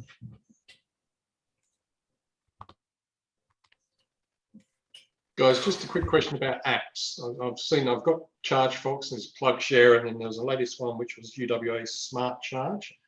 Do you need multiple, or is there one that's the sort of the silver bullet? No, they're frustratingly, there is no universal app in Australia. So as an example, you'll need ChargeFox, you'll need the Smart Charge, Next Charge, and PlugShare? No, PlugShare isn't a charging app. That's not to pay for charging. That's to find where the chargers are. So that's a crowdsourced database of all the charging locations. So and that's just plugshare.com. And that hopefully is what. Can you see that there? Yeah, that's working. Yeah. So yeah, that just shows you all the locations. You got to make sure you've got your filters set correctly. So for any standard Model 3, you should have Tesla set up, CCS. They've changed it for Tesla as well. And if you've got a Type 2 to Type 2 cable, you can also have Type 2 set up. But when you first get your car, you should take the Type 2 off. And that will show all the locations, well, everywhere in the world, actually. So you can go everywhere, basically. But obviously where we're interested in, oh, look at that. The Parabadu fast DC charger is finally, the pin's finally come up. And a Model 3 has charged there. Oh, that's not right. That's on the AC. There's no photo of it yet, but that's basically the fast DC charger location. But anyway, so this will show you where all the charging locations are. Now, what you should also do is read the comments. Can't think of one that's not working properly at the moment, but it will tell you. So if we look at, I don't know, if you see a rating of 10, that usually is a good sign. It means that it's been known as working. And if you look through the comments, we can see that Peter Harris on the 4th of April went there. I think he said the left-hand one wasn't working, reported to owner. So you should always read the comments, because there may be a case. There's one up. That's actually disappeared. But basically, you always want to know what the experience was of the previous owner.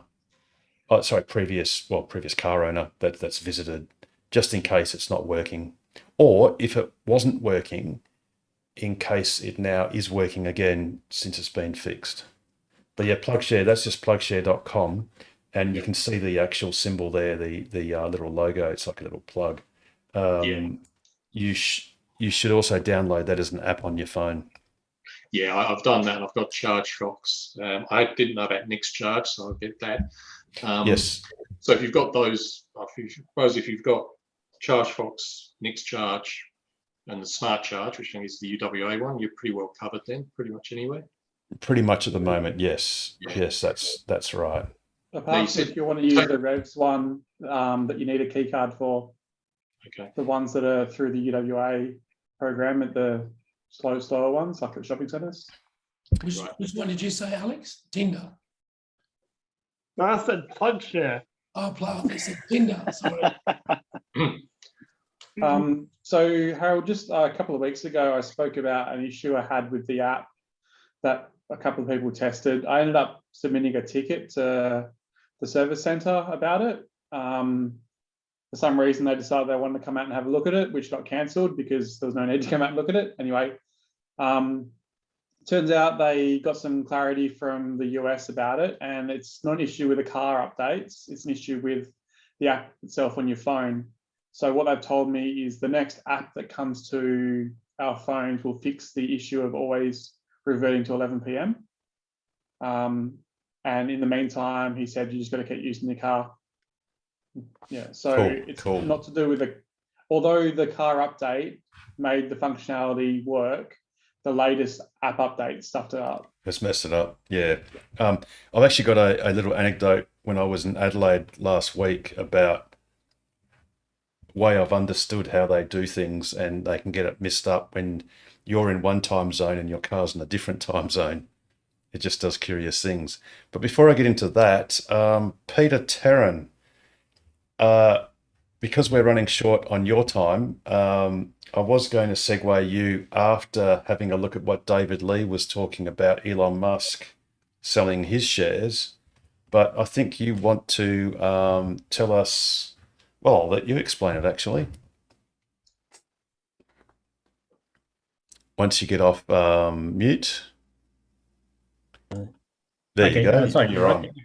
Can everyone hear me? Yes. Yeah, okay. I'm going to be controversial, but I feel strongly enough about this that I've sold 30% of my Tesla shares. Now, I think Elon Musk is pulling out of Tesla. And the reason I say that, okay, controversial it will be. The reason I say that is that just in 5 minutes, and let me just start my little timer here because I don't want to sort of go over. I mean, he basically is an engineer. He likes engineering things. He doesn't like being a CEO. He's made that quite clear. And, you know, all the stuff he's dealing with Tesla at the moment is all the rubbish about German environmentalists or pseudo-environmentalists and so on, and parts shortages and, you know, all the sort of things that he doesn't like doing. He likes getting in, doing the nuts and bolts things. Actually, Pete, just pause your timer. Just pause your timer for a second. This is absolutely very important. So just pause your timer. So we're all good, and we'll just play this little intro. The following segment is general in nature and shouldn't be taken as personal professional advice. Listeners should seek their own independent assessment from a qualified advisor and not rely on the general nature of information in this program. Rightio, go Pete. You can resume your timer. Don't regard this as actual advice. Okay, you make your own decision. Look, I think it's really look, people sell big companies. I mean, Bill Gates is no longer owns Microsoft. You know, Bezos is no longer Amazon. You know, so people do. You know, and Elon's pulled out of PayPal. You know, for $400 million. So he does move on. And I think he's doing work that he doesn't really like doing at the moment in Tesla. I mean, now the thing is, he's got to his third quarter. They made a decent profit. Everyone's happy with the company. Shares going up, you know, the price is going up, and so basically he's done what he wanted to achieve, and that is sort of, you know, converting you know, the world to thinking about electric cars and sort of saving the environment and things like that. And that's, you know, that's really what he wanted to do. But now it's sort of starting to be that he's dealing with all sort of crap that you know, that a huge company has to deal with, and because he's the key man, which is you know, anything, you know, he's the advertising, he's done all the, he micromanages everything, you know, which is sort of you know, so he works long hours and he has no life. But I think, you know, people do sell big companies. I'm sure he'd rather spend the time on SpaceX or making some new project or new sort of you know, underground thing or whatever, you know. I'm sure he loves doing that sort of stuff.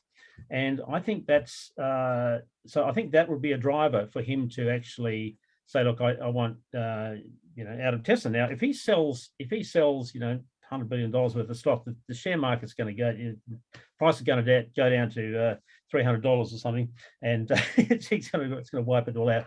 But he's got, you know, what he's done is that he's made it look like he's a good guy, and it's unrelated to anything related to the company. It's just him sort of being his bonnet about tax and, you know, being good guys and selling it and so on. So he's going to get $15 billion he can take with him when he leaves, and he's got that as cash to buy what he wants. He's already tax paid, and so he can do that. So $15 billion is, and he actually muttered to about Bernie Sanders that he might even do more. So in the meantime, he's only sold half of them. So he's sold 8 billion, I think, and he's got another 8 billion to go or something. So it'll be you know, he hasn't sort of hasn't sold anything yet, and the price is going to still be going down. for a while. But that's not the issue. The issue is that when he makes a decision to go, it's going to be huge. And I really think the share market is really going to drop at that, or his price is going to drop. How long for?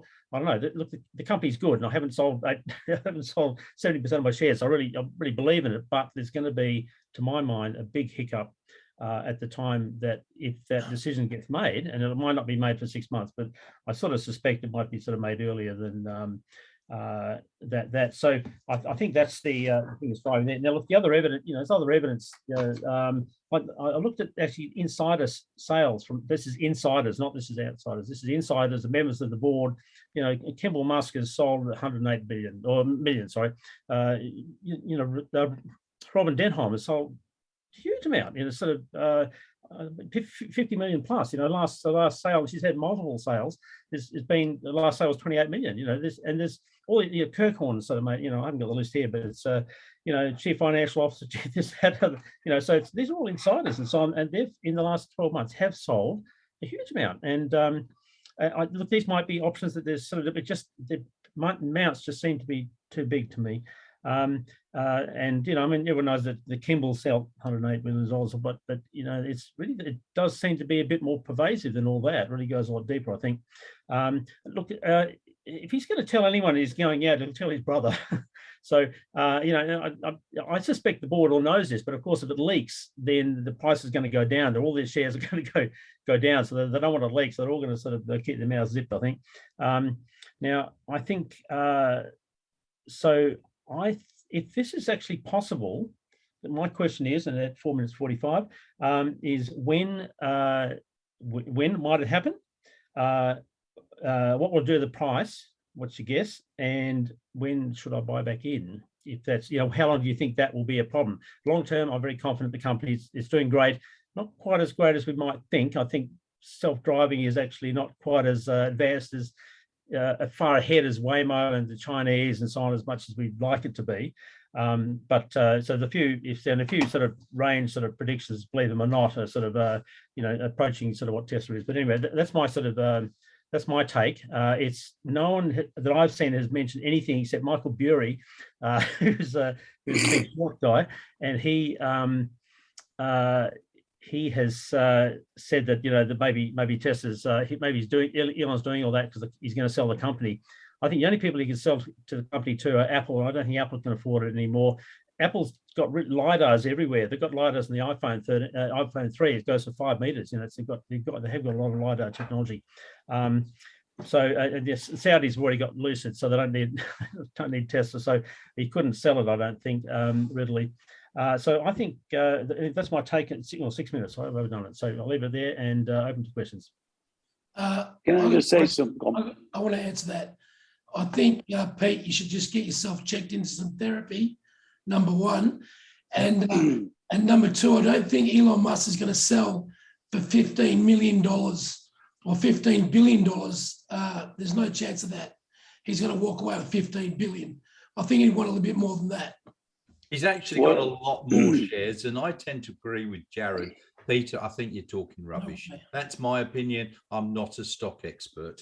I'm not a stock expert anymore either, but I actually agree with everything that Peter has said, but I disagree with his conclusion. So yes, everything that you said is correct. And actually, there's another point which goes towards your thesis, which is that Elon has now stepped away from even doing the quarterly calls. So he doesn't do those anymore either. So there's another point that supports that thesis. But what I would say that would counter your position is the fact that his stock compensation goes out to 2033, and he does get paid the minimum, but he doesn't cash the check. So that's his only form of remuneration. In terms of his plans, yeah, you're right. He's said it millions of times. He doesn't want to be a CEO. He wants to develop products, and he's doing that, and he's spending more time, and that's public knowledge. He's spending more time with SpaceX than with Tesla, unless there's times like the Model 3 ramp up, and times when Tesla really needs him. But he's been very open that his main focus is to make us a multi-planetary species. He wants to go to Mars. Going to Mars is not cheap, and the only way that he can get the money to go there is through Tesla. But he doesn't, the amount of money that he needs, sure, he needs a lot of money now, but a lot of that money he'll need in about 10 years' time. So 10 to 15 years' time. And that's when you might find that Tesla will start paying dividends or what have you in order to help fund SpaceX. So I think you're right. He is leaving Tesla, but not in the next few months, maybe, 2030 plus. I agree totally with that. Yeah, he's still got $200 billion of options and so on. He's only taking out 15 billion now. He's not going to lose $200 billion of, he'll still be the major shareholder by a mile. And so he's not losing that money. He's just he's going to move back to what he wants to do and leave the day-to-day running to whoever he has as a successor. In terms of the share price, also don't forget when Steve Jobs passed away, Apple's price has only gone north. So just because the key man leaves, there's a long legacy that Steve Jobs has left behind. And Apple's continued to, share prices continue to go up and the profits have continued to increase, even though they've stopped innovating. So I think the headwinds that, or the tailwinds, that Tesla has behind it, thanks to Elon Musk, will last for another 5 to 10 years potentially. So even if he does step away, doesn't mean that sure, in the short term, the share price will tank, but it will recover. And you might find that the share price is still 3-4 times as much in 10 years versus now, even with or without him. Yes, I agree. And look, this is a short-term thing. I want to keep it invested for the company. I have been spending everything I've got on it, so I still want to do that. Long-term, the company's fine. Pretty fine. So I don't think he's going to. I don't think what I've said really contraindicates that. And that if I do sell, it's really just because there'll be if he says that I'm leaving, I'm going to sell a whole lot of shares. The share price is going to be very. The hedge funds are going to be unhappy. The shareholders, the retail investors are going to be unhappy. So in the short term, if that share price drops, Peter, I'm probably going to sell my house and put it all back into Tesla. If it drops to 300 again, I'll give you the hot tip, because I think it's going to be $2,000 or $3,000 within 10 years, and that's me a millionaire. So if it goes down that low, I'd actually love that. Get a chance to buy back in at 300. That's the best news I could ever want at the moment. Yeah, I agree. What did it get to during COVID? It dropped to about 4 something, didn't it? Do you remember? Can have a look. But yeah, that's when I went in and bought a whole heap. Tesla's my biggest position now. But yeah, I've in recent days I've been buying, and when it's gone back to $1,000, even at $1,000, I've still been adding more. Even though it's my largest position. So whether that's right or not, and that's not advice. It's not impossible that he could leave, but I think if you like comments that he's made in the past has been, look, he said he's going to be the last one out. He'll be the captain going down with the ship, and he does generally just stick to his word unless something radically changes and he pivots quickly. But look at where we are. The Cybertruck is still not in production. The semi-truck isn't in production. The Roadster isn't in production. I don't think he's going anywhere until those three at least are actually fully ramped up and cranking. Well, full self-driving is a big one. Oh, and full self. Sorry, yeah, he probably cares about that the most, actually. These are his babies. He's not going to do anything until these. Not to mention the in-house battery capacity of the 4680s that hasn't even started yet. Of course, yeah, absolutely, which is the fundamental to it all, really. So very early days for him to leave. Mega packs. I don't believe those are his babies. His babies is SpaceX, and you're right he wants to. He takes every day, astronaut, guy, you took him for a tour. He doesn't do that with Tesla. This is the thing he's really keen on. So I agree. I want to buy back in and put all the money that I took out back in. But I'm hoping that if it does, or I'm just hedging for the fact that if it does drop, then I can buy back in at a low amount for the 20% I've sold.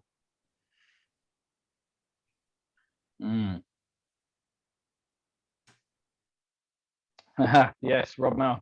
He'd be a good one to check out, Pete, if you don't know Rob. No, can't hear you, mate. Sorry. I'm actually sorry. This is one screen. Can you see this screen? Yeah. This is one YouTube channel that everyone as a Tesla investor should be watching. But in particular, the video that you should all be watching is this one, which is Tesla's Exciting Path Forward with Pierre Farragut. Very interesting video. If you watch this video, it goes for 47 minutes, and it will be the best 47 minutes you spent. And Pete, you're a lot more eloquent than I am at this, but I'm just paraphrasing, because Pierre, he deals with the big boys, the big investors. So he actually does do the equivalent of the disclaimer, because the advice he gives is very well considered, but for hedge funds and huge huge investors, and it's not retail advice. But one of the things he says is, for instance, I think his 12 months price target for Tesla is approximately $1,200, which it hit last week or so. And Kathy Wood at ARK Invest famously has a 2024 or 2025 now price target of over $3,000.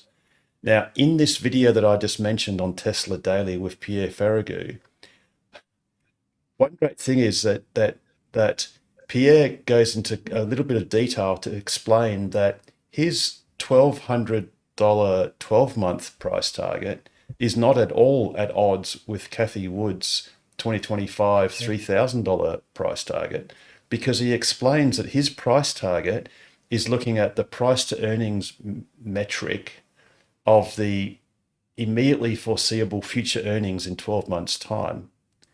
But it doesn't obviously look at the future earnings in 24 or 36 or 48 months time. And Tesla, its share price has now is trending to be sort of a year ahead of its time. It's basically, as Tesla grows, so too will its shares, or its forward share price estimate. And what Pierre is saying is, well, you could just look at this really simply and just go, well, he's implying that his estimate is $1,200. And if Tesla's production rate increases by 50%, well, the easiest thing to do is just add 50% to that $1,200 in 12 months' time as the next 12-month share price target. And then the next year, you just rinse and repeat. And if you do that iteratively, by about 2025, you've already gotten to the $3,000. And all that requires is for Tesla to do what they've been doing for the last 5 years, which is on average growing their output by 50% per annum. And it doesn't. And Pierre makes it very clear that he doesn't believe in FSD, and he doesn't include any FSD revenue in terms of full self-driving in that model. So completely ignores it. It's all cream on top of that 50% annual growth rate on top of his $1,200 12-month target. The problem that all these analysts have is they can't, any target that they put out, they need to be able to substantiate how they got to that target. And it's very hard, especially with a company like Tesla. For retail investors, it's easy, but for institutional investors, it's very hard to be able to look out any further than 12 months. But what's great, and Pierre has been really upfront about it, is he's just saying, look, I can't look out any further than 12 months. It's just the way our industry is. I can only go as far as I can substantiate with reasonable certainty within a reasonably short period of time. But that doesn't mean that as 6 months goes past, that I can't add on another 6 months and then, or in 12-month increments. So exactly as Harold has said. One other thing, if I can mention from that interview, and this is something that's really, really something that I would argue 90% of Tesla investors aren't even aware of. So everyone's aware of Tesla insurance, but they aren't really sort of taking the numbers into account. But a fantastic point that is made is that Tesla is, and this is the way I'm reading his comments, they're really on the cusp of disrupting the whole car insurance sector. And by disrupting, I mean, whatever the insurance sector is worth, I don't know how many hundreds of billions of dollars a year, they are in the prime position to take all that wealth from mainly Warren Buffett and transfer it to Tesla shareholders, primarily because they have the data, so they know how risky a individual driver is. On top of that, they introduced this safety score, and the drivers, they either improve or they go and insure their car with someone else, because if they don't improve, the insurance premiums will go up, and this will change on a monthly basis. So what happens in the end? So it means that Tesla has got all the safe drivers, and not safe drivers by some sort of, arbitrary metric such as demerit points, but safe drivers by algorithms that they've been able to prove over billions of kilometres of data that they are able to show a clear correlation between car accidents and, and the metrics that they monitor and refine over time. So what will happen is all the safe drivers will be with Tesla. So they'll be able to not only offer their insurance a lot cheaper because their car accidents will be a lot less, but what they'll be doing is they'll essentially be cherry picking all the safe drivers from the other insurance companies, and all the dangerous drivers are going to go to the other insurance companies, which means those insurance companies will need to increase their premiums. So, you've just got, they're basically winning at both ends. This is going to be a huge landslide over the next 4 or 5 years. And this alone could potentially, and Pierre goes through a good back of the envelope calculation. And actually, I think Rob does in terms of, I can't remember now, it was a while ago that I watched that video. Do you remember, Harold, what, I think it gets to about $800 or something of the share price based on insurance. I have a question though. We're only talking about Tesla drivers. We're not talking about the whole wider market. Yes, but think about it. Tesla is economically already the cheapest car on the road if you intend to hold your car for longer than 3 years. So sure, but I mean the potential profit or disruption would only be within, however many Tesla vehicles there are. What, 2 million? Now, this might be as controversial as Peter's comments, but I actually am of the belief that our landscape, when you look out onto the road as to what we're driving, is going to get really, really boring, because 7 or 8 out of 10 cars will be Teslas. Now, look, obviously it's wonderful, but yeah, it may take 5, may take 10, may take 15 years, but most of those cars will be driving themselves, and they'll all look alike because people won't really care. They won't really customize their cars because it will just be something that you pay on a per kilometre basis. It will be no different than taking the lift now. You don't really care what elevator you're in. You're not going to customize it to make it suit you. You just got to take a different one every time. So it's going to become very boring. And if you love your cars, you'll hate me for even mentioning it.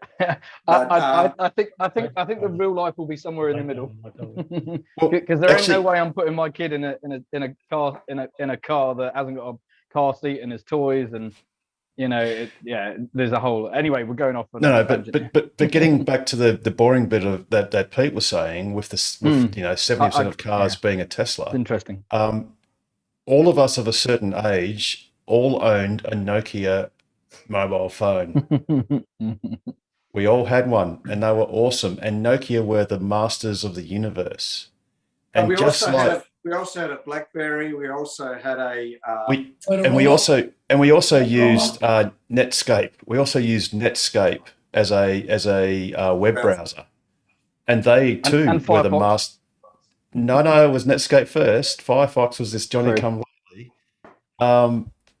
And you know, we all had, in particular, the Nokias, and then this little fruit company came along and had this. You know, I think it was. The gentleman's gone. I forget who it was now that mentioned things about. Richard, you put Richard Kuzma to sleep. No. Pete's job. We're talking about older technology. You know, it was the capacity of. Sorry, it was the gentleman that had the 4 or 5 Golf Volkswagen Golfs with the capacitive touch, and it was a little bit dicky. Many of us, me included, not all of us, but I certainly saw the first iPhone and thought, well, it hasn't got tactile feedback. It's got this flat thing. It's you can't. The battery only lasts for a day or barely, whereas a Nokia lasts for a week actually. You know, this thing will never catch on. It's just, you know, who needs it? It's not that important. It doesn't matter. And it took me about 4 or 5 generations of the iPhone to actually catch on to about the 4S. But, you know, no one's got a Nokia anymore.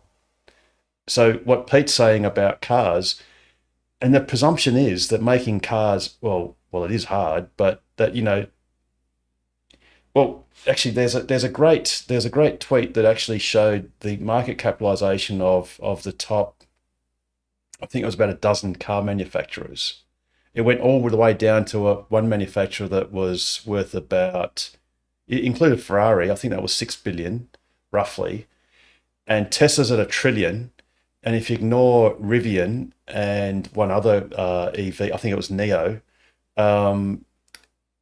Tesla is worth more than the sum of all the other conventional car manufacturers.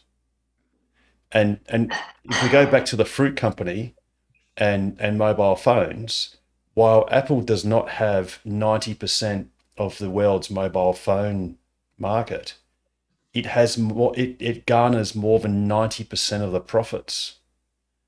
So it's the one making the money on, you know, half the sales, and that's all that Tesla needs to do to be an extraordinarily successful company. But the fruit company does everything themselves. They don't have third parties involved. Just like Tesla. Tesla. Yeah, but what about China? Well, the point is the fruit company makes all their products. Every single one of these things comes from China, from Foxconn.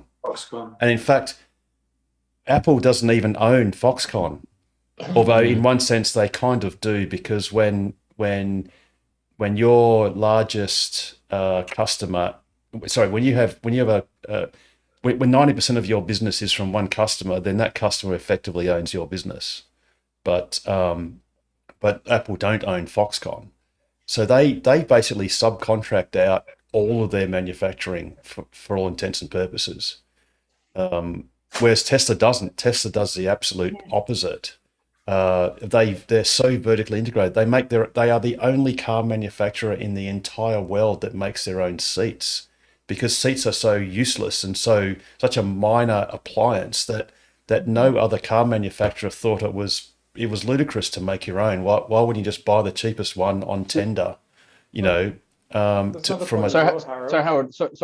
the point you're making is Tesla will become like the fruit company, but it will just take longer for that market penetration because the products are orders of magnitude more expensive. And it's also that's kind of where you're going with that. framing. so yeah, now the average person in Australia keeps a car for 7 years, whereas you might keep your phone for 2 or 3 years. So yeah, it's double the time frame as a result of that cycle being twice as long as well. But yeah, look, when you think about it logically, you know, the people that will be driving most of these cars in 5 and 10 years' time are the people that have been born with a mobile phone in their hand, and they don't really care about driving or being behind the wheel. It's just another activity that takes them away from their screen. So what they'll want to do is they'll want to sit there and continue to be on their screen. And if they can have a big screen in front of them, all the better. So all they want to do is be passengers, and they won't want to be dealing with insurance, with taking the car to servicing, blah, blah, especially when every kilometre they'll be able to get at a third or the quarter of a cost of owning a car. And that's what I was saying, Tesla is already economic. People just don't realise it, but soon they will. Economically, it's the cheapest car. The Model 3 Standard Range Plus is the cheapest car, wholest bolus, to own after 3 years, including upfront cost, including depreciation, including maintenance, including fuel, including rego, including insurance. And that cost is getting cheaper and cheaper. So with the insurance product, they're now making it a lot cheaper to insure as well. And when the $25,000 Model A or whatever it's going to be called comes out, it's just going to be pretty much, once it reaches, once 4 or 5 factories reach, you know, their top ramp production rate, it's going to be game over.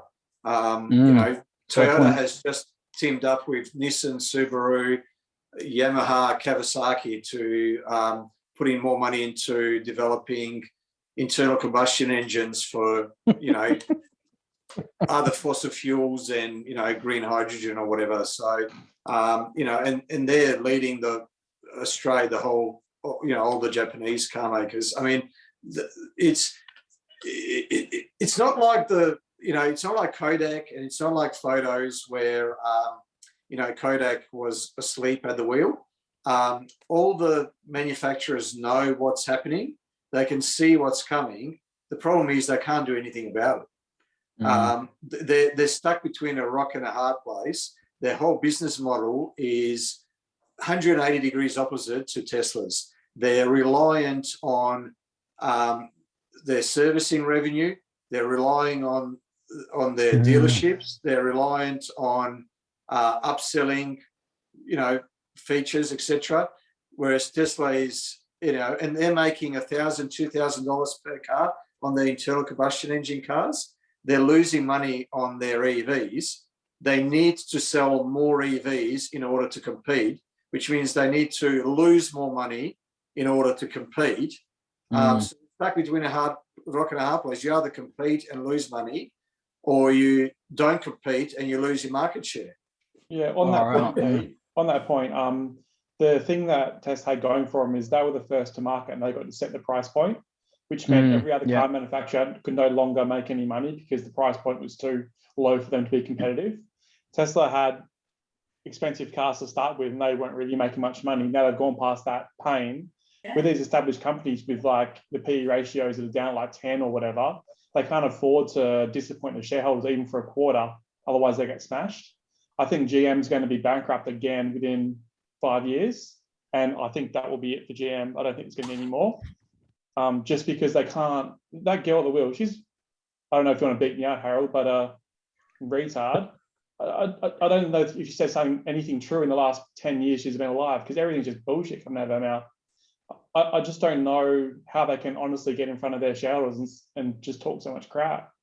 But they have to. They've got no other choice. They you know, I mean, they're just biding their time until, you know, all they can do is try and, you know, it's been like the tobacco companies. All they can do is just try and even you know, hold on for a little while longer. Even the short sellers were trying to destroy Tesla because they knew it was going to be powerful. And this has destroyed the biggest investors in the world trying to short Tesla over the last 5 years. Like they've had $20 billion worth of market, and now they're down to like $1 billion in the space of 5 years. Something else interesting that Herbert Diess, the CEO of VW, said, who's desperately trying to pivot VW towards making electrics, was he said the number of people that Tesla have to make each of the cars is like, I can't even remember a figure, 2.5 times less. So their manufacturing efficiency per head is dramatically better. And at that point, it's kind of game over, because it's like, how do you make the same number of cars with 2.5 less people? Yeah. And VW takes 30 hours to make one car, and Tesla's 10. Yeah. And Like, with you're dead in Carmen's the point about water. China, I think, Carmen, just to address that point, I do believe that China is going to start producing bulk amount of EVs, but the quality in terms of the battery quality is just going to be like shit. They're going to have essentially double A's inside there as their battery packs. But not necessarily, because the LFPs are coming from China. Yeah, but they're not going to be sourced by let me just finish the point quickly. So the cars they're going to bulk produce are going to be cars for the Chinese market, and they won't be exported because the tariffs and whatnot that get put on those vehicles, surely maybe a few of them might exit the country, but the majority of them I think are going to be inside China, because I think the global outlook for countries dealing with China, there's going to be high tariffs on all of their products. So the likelihood of them actually exporting those vehicles out of China might be lower than what it is at the moment. Yeah, so they'll make a Chinese cheap copy like they do with everything else. I just don't think it's going to stack up coming like even to Europe or America, especially America. I mean, they're going against China like it's World War III at the moment. Yes. I can't imagine they're going to let anything get in there. Although the federal regulator for like the transport, or what are they called, they're having a hot battle with Tesla at the moment about trying to punish them to try and make the legacy brand survive. But I think they're going to go bankrupt before they get a chance to stop them. Yes. They won't have it. They'll be fighting a losing battle because they won't get anything to protect anymore, and they just have to accept it. There's just a bit of a tall poppy syndrome, I think, as well, with the government trying to get rid of the top dog and keep the people who've been funding their election campaigns the last 20 years. What about the talk of having a factory in Germany? There is one. There is one, Berlin. Yeah. Yeah, so they haven't even started yet. So although it's so close to, when they had their open fair, that was about a month, 6 weeks ago. 6 weeks ago, yeah. Basically, all the robots were in motion, and I recall that one of the Tesla employees basically said to one of the podcasters that they could start this factory in 9 hours. Like everything's virtually ready to go. I think actually, Harold, I think they said within an hour. Sorry, I think it was 90 minutes. Sorry, it was It's all basically ready to go. It's more about basically getting the the German regulatory approvals, and if you want to talk about, well, not conspiracies, but look, Germany traditionally Germany's been a really difficult place to get large projects built. Famously, Berlin's second airport, I don't think it's yet running, or if it was, it was many times over budget. I think it was supposed to be a couple of €100 million, and it went to north of €1 billion with a 9-year delay. And it's a famous epitome of how it's so difficult to get anything running in Germany because of the regulations and all that sort of stuff.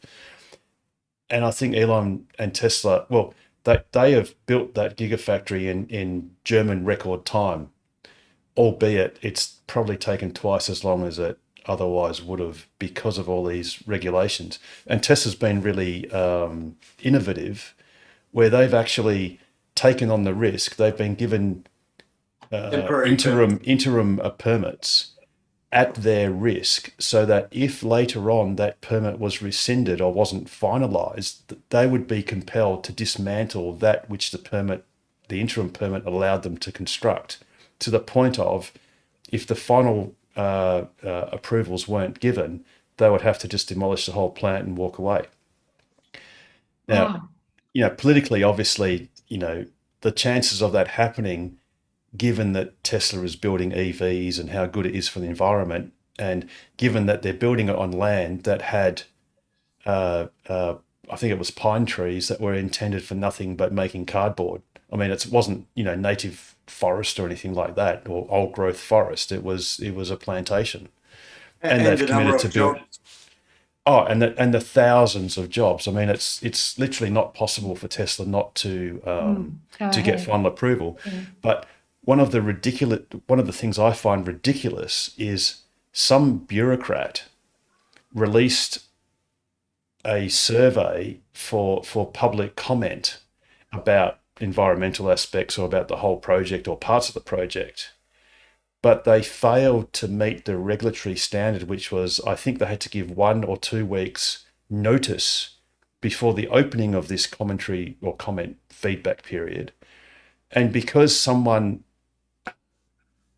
negligently, deliberately, or some other just didn't do it properly, and I think it was a 6-week comment period roughly, what they've decided to do to sort of fix this error so as to appear to be squeaky clean is they've set aside all of that commentary and they've said, now we're going to re-release it all over again. So we're going to start with announcing it's going to happen in 2 weeks' time for the opening of this commentary period, and then it will run for another 6 weeks or whatever the time was. So that's just delaying the finalisation of the approval. And I mean that's just that's mind-blowing. costing Tesla. Hundreds of millions of dollars, you would think, or tens of millions of dollars at least. It's got to be tens and tens and tens of millions of dollars. Yes, dozens and dozens of millions. But yeah, one fundamental difference between Tesla and every other car, whether legacy or a new EV company like Rivian or NIO or Xpeng or Lucid or whoever, is the full self-driving. And I strongly believe that in 3 to 7 years time, we will achieve full self-driving. The cars, if you watch the videos from the US, they are improving at an exponential rate, and humans aren't very good at taking exponential equations into account when they predict the future. They seem to just extrapolate a linear pattern. Within 3 or 7 years' time, full self-driving will be solved to the point where you can put your kids in the car and have the car drop them off at school. And no one else can solve this before Tesla, purely because self-driving artificial AI is all about big data. And Tesla's got between 2 and 3 billion miles of recorded driving footage from real world situations. Their closest competitor, which is Waymo, Google's venture, is probably 2 to 3 million. So that's 1,000. So they've got 1,000 times more data. So the most important metric in terms of success for full self-driving is data. And Tesla has got 1,000 times more than their closest competitor. On top of that, if you look at any table of the companies that are most in demand from people wanting to work for them, SpaceX and Tesla are usually swapping places between 1 and 2. So not only have they got just a incredible data advantage, they've got the smartest people, and they've got the most amount of money. I mean, those are your 3 key resources for solving full self-driving, and you're leading the competition. I mean, there is no competition. So who else is going to solve full self-driving if not Tesla? And once you solve full self-driving, they've also just bought that land around the new Texas factory that they're going to potentially put a university on as well to stream students through to the Texas Institute of Technology and Science. Yeah, sexy. They're going to build sexy cars at Tits. Yeah. Actually, just since we're doing this little light interlude, I think I'd like to have a little shout out to Damon who watches us in half-hour slabs, and in particular, Jared, the colour of your t-shirt, I think that looks burnt orange to me. It is burnt. I'm wearing it for Damien tonight. So Damon, so as there could be no doubt as to the true colour of your car, I think we should look at Exhibit A.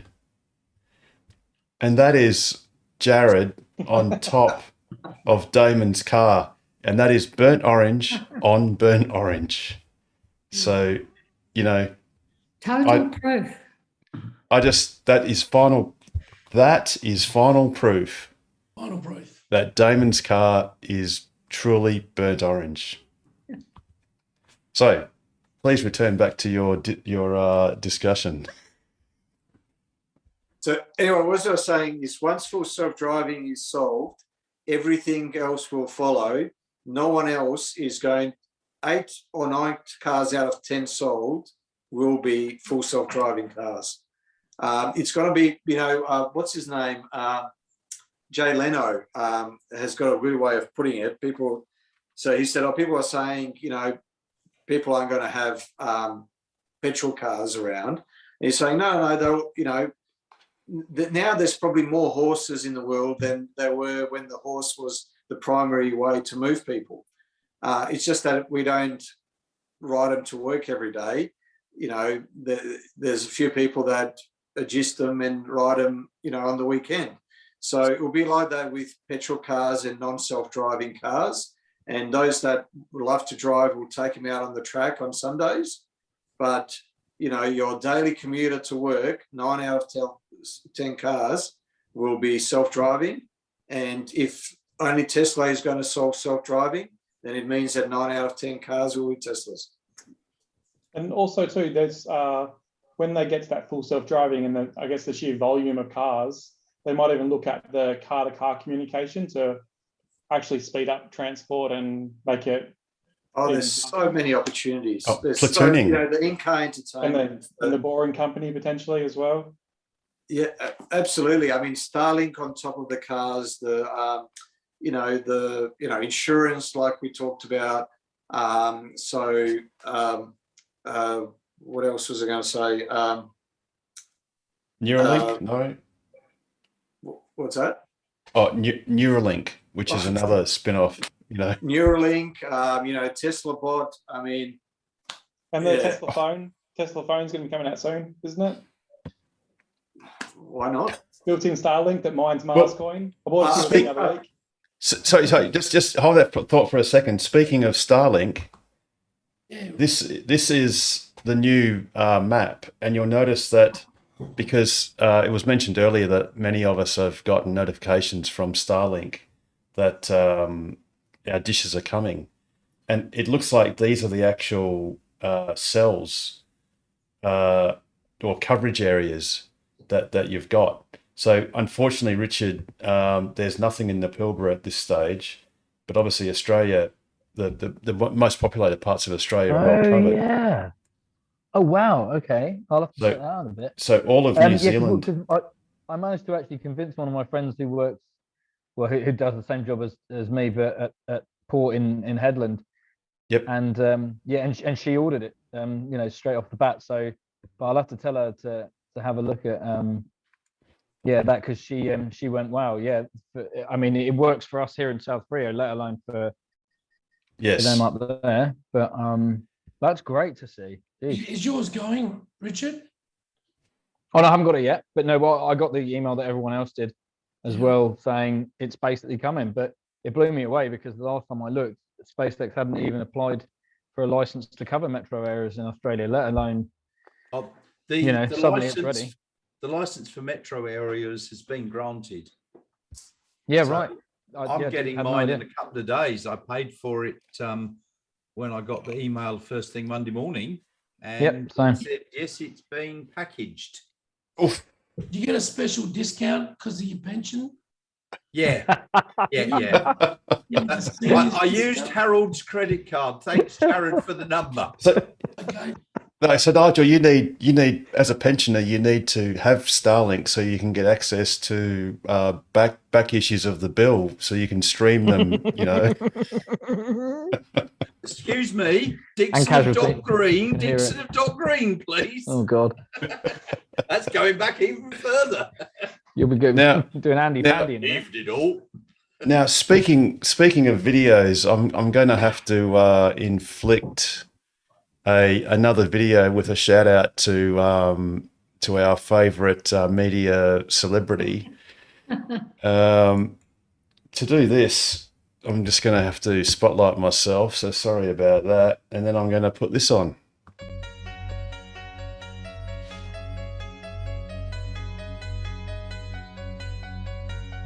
It's complicated, it always is. That's just the way it goes. Feels like I waited so long for this. I wonder if it shows. Head underwater, now I can't breathe. It never felt so good.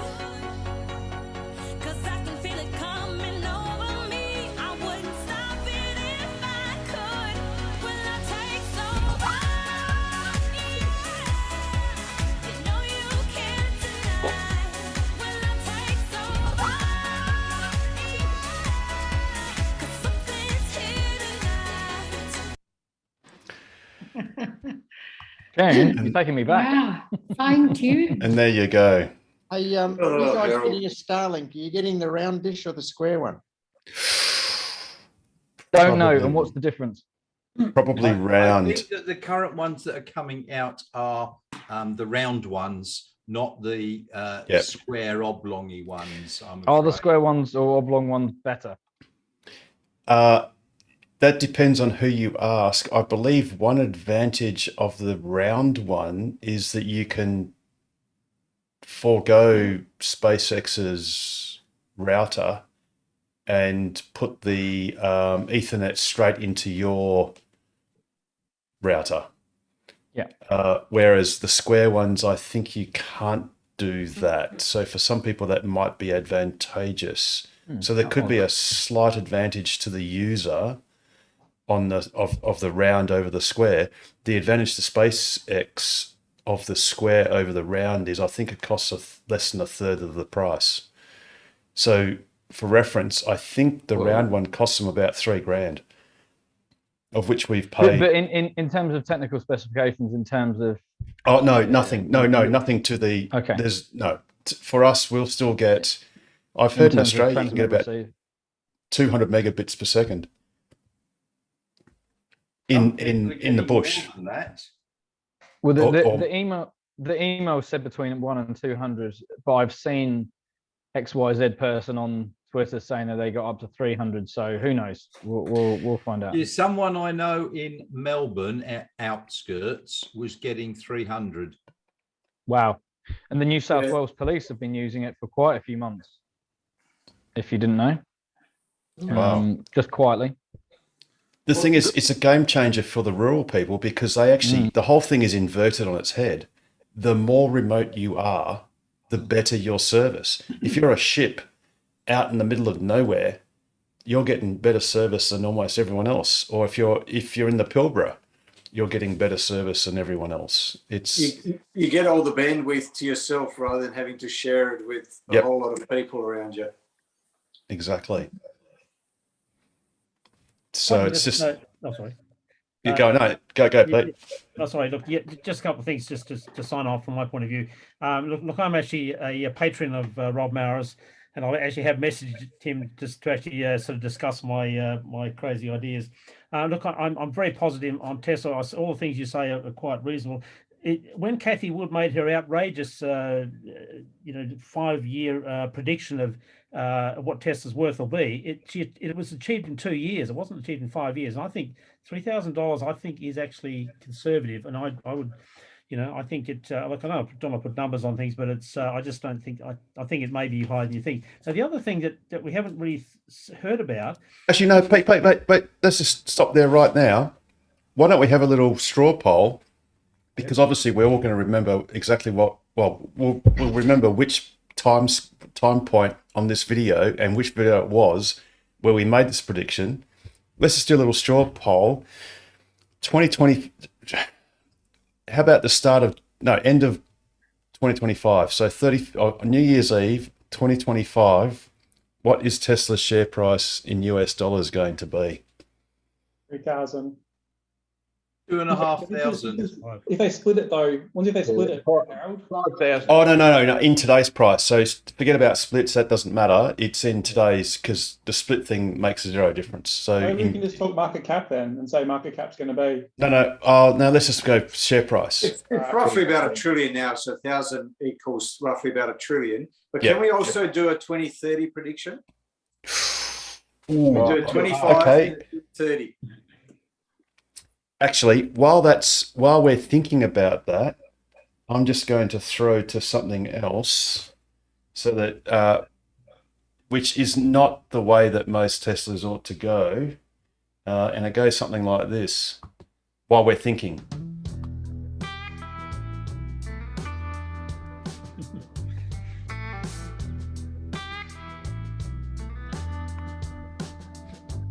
So this is someone that didn't want to run over the cable that was charging a Tesla, so they put it over their roof. And then did the right thing to take the cable off their car. It was a Volt.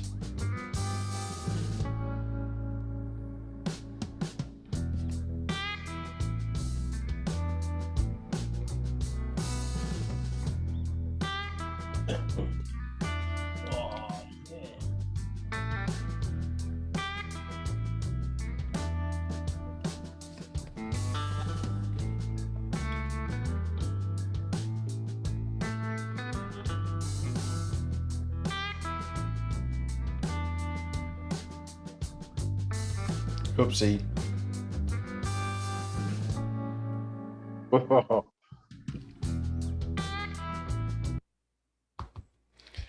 All right. Now, that's not representative of all Volt owners, by the way. Oh, to be fair, that was so unlucky. He's trying to do the right thing and hung around. I mean, look, shit happens. At least it wasn't on fire anyway, didn't it? Okay, so let's get back to predictions. All right, who wants to go first? I'll go first. Go, Russell. I reckon 2025, 3,000. 2030, 7,000. 7 to 10. Oh, you got to pick a number, mate. You can't. That's a broad. 7,892. Mine is 2025, it'll be 2.5, and 2030, it'll be 5,000. And today's prices.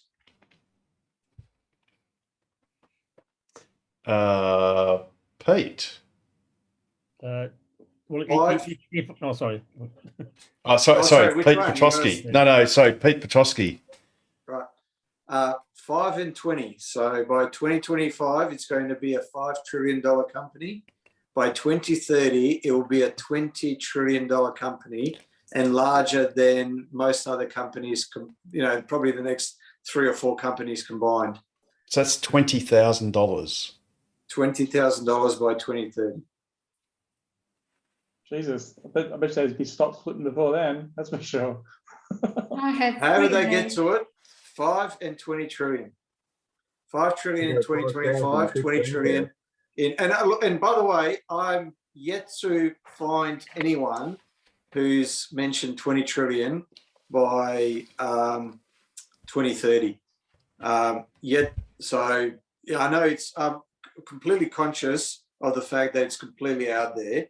That and if you didn't ask me, I'd be too embarrassed to even mention such an amount. But actually, Pete, if we just take Tesla's annual production rate in cars today, and that's 1 million cars, and their projected production in 2030, which is 20 million cars, and forget all else, just nothing else, and presuming they're continuing to grow after 2030, then that's all you need to get to that number. That's an easy number to get to. Elon Musk has actually said that it's going to grow by 50% each year, and if you do 5 years, that's 16 times, and that's your 20 trillion. That's not a problem. Look, the other thing before I go, the other thing I want to say that hasn't been mentioned anywhere that I've seen, the advantage of full self-driving with vision only is fine. I mean, I watched a Waymo versus a Tesla FSD last night. You know, they're good, but the Waymo doesn't have a driver. You know, Tesla's not at that point. But the thing is that one thing that vision only will be necessary is with his robot, because he's going to have. You can't do that with geofencing, geomapping, and all that sort of stuff. You've got to have vision for a robot, and I think that's an area where his FSD is really going to make a big difference, because the geofencing just doesn't happen anywhere else. Anyway, I'll shut up. Peter, now you've got to realise that the Waymo cars, they don't have a driver, but they're only limited to a few streets. They can't go out anywhere. They are limited to a specific area where the streets have been mapped in high definition, and that's it. If they want to go down another street, they can't. They just could not go. And what Nigel is talking about, that's been solved years ago. UWA, Professor Thomas Braun, he's solved that. You know, he's got a little go-kart with lidars that can drive around a track autonomously, and he did that, I don't know how many years ago. But yeah, you just can't. You know, once you have bad weather, once you have roadworks, once you have, you know, a bike on the back of a car rather than riding along, and you know, the trillion other edge cases that are the long tails.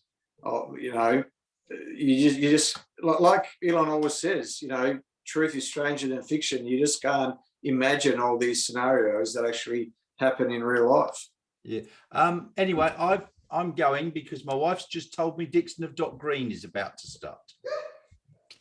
Right. Well, yeah. Golden Girls, is it Nigel? Is that saying? Is that code, Nigel? Good night, Nigel. That code. It is very deep not code. a code. Anyway, I'll see you guys. Good night, Nigel. Hey, Nigel, did we get a forecast from you before you go? Oh, Saturday, Yes. Nigel. You did. You weren't paying attention, Pete. Bugger off. Oh, obviously not. Sorry. We'll have to watch the video. If that's the price you're talking, Pete, that means any purchase now essentially is like a rounding error difference when you talk about the fluctuation in trade the last couple of months. I mean, what's $400 compared to $1,200? What do you think of 20,000? It's like nothing, you know. Oh, it does make a big difference, because you can end up having 3 times as many shares at 400 than 1,200. You know, it's okay. What about if you're thinking 1,000 versus 1,050 or whatever? That's like, it doesn't matter if you're in. It's nothing, right? It's actually a lot, because if you think about, you know, whether you're talking 1,000, 10,000, 100,000, million, 10 million, whatever amount that you're investing, once you multiply it 20-fold, and then you add 5%, which is your $50, that 5% of that 20-fold amount is going to be a lot more than you think. Yeah. Okay. So yeah, but I know exactly where you're coming from. You're right. And at the end of the day, really, doesn't matter whether you're buying it at $1,050 or $1,000. The important point is, how much did you buy, and you know, at what price? That's really all that matters in the end. But it's, you know, if it means missing out and not buying some at $1,050 because you're waiting for it to come to $1,000, of course you're much better off at buying $1,050. But if it's a difference between buying $1,050 and buying at $1,000, you're of course much better off at $1,000. So, yeah. So a classic example is, if you look at the exponential growth, when you scale it out to where you've got, you know, the really high bit and it sort of tapers down low. Well, the only reason why the low bit looks really small, or doesn't look like there's much difference, is because the exponential part is so dramatic. But the sort of relatively flat bit can be an order of magnitude difference in price. It's just that the tall bit is many orders of magnitude bigger. So like Pete was saying, you know, there are people I know that could have invested in Tesla, back in the early days, like in the IPO or even post IPO, with a not outrageous amount of money. That had they done that, they would have about $500 million of shares today. If they held. No, that's just someone I might know. But No. but I mean, if they decided not to sell when it went up to like $100 oh or $200. yes, oh sorry, oh yes, yeah. Well, of course. So, and you're absolutely right, Russell. The hardest thing is not to sell. That is, and look, you can see, Peter's struggling, not selling his shares at the moment. And, these things will come up over the years. The way I've tried to protect myself from myself, because, your biggest battle is human nature, is I've split, I've got a account which is where, it's my long-term holdings, which, the reason why I bought Tesla is to hold it till at least, to hold it forever, ideally, to never sell them. No, I literally mean never sell them. So, even if I'm on my deathbed, no, I'm not going to sell them. You can borrow against them if you need the money, but just never sell them. But yeah, let's say 2030 or whatever time frame you want to choose. But during that time frame, there's going to be GFCs, there's going to be coronaviruses, there's going to be Model 3 ramp-up problems. Tesla's going to, be on the brink of bankruptcy, and, there's going to be all sorts of things that will make you want to sell. And in hindsight, you'll be saying, they got to 5,000 and they dropped to 2,000. Had I sold them at 5,000? And, some people will be really clever. They'll sell at 5,000 and will get down to 2,000, but then they'll be waiting for it to get to 1,000 and they won't buy any before it gets to 20,000. And, the hardest thing is not to sell. So what I've got a trading account, and that way, whenever I get any urge, just like Peter has at the moment, he's got a thesis that Elon Musk is selling out and they will lower the share price. If I think that's going to happen, then I'll do that in my trading account. And that's where I can, get out of my system everything that I need to do.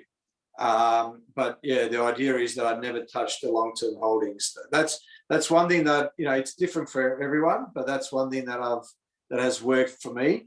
But everyone's got to fight. The hardest thing to do is to battle your own.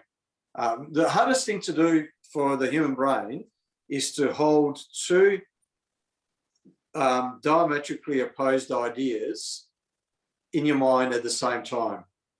And that's why investing and trading is so hard, because with investing and trading, you've got to understand both sides. You've got to understand the buyers and you've got to understand the sellers.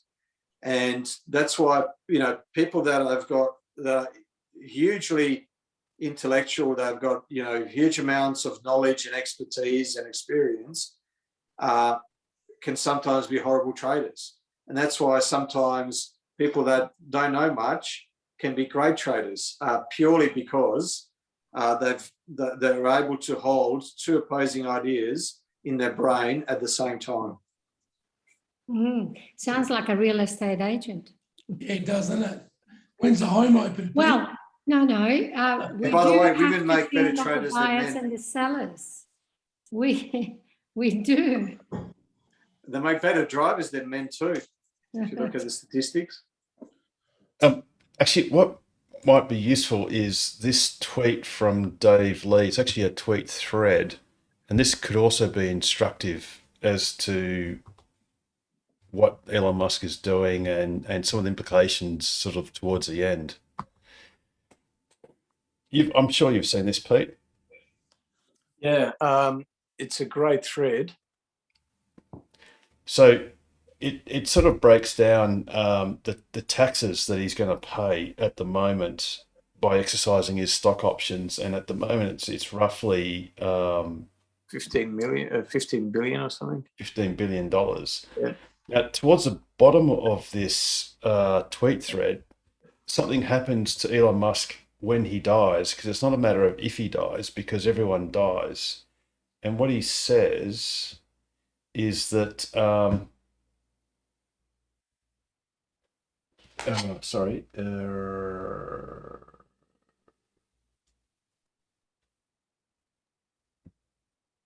Oh, so for those shares, sorry, but Elon gets to keep 52% of his 101 million shares. That's if he's selling, right?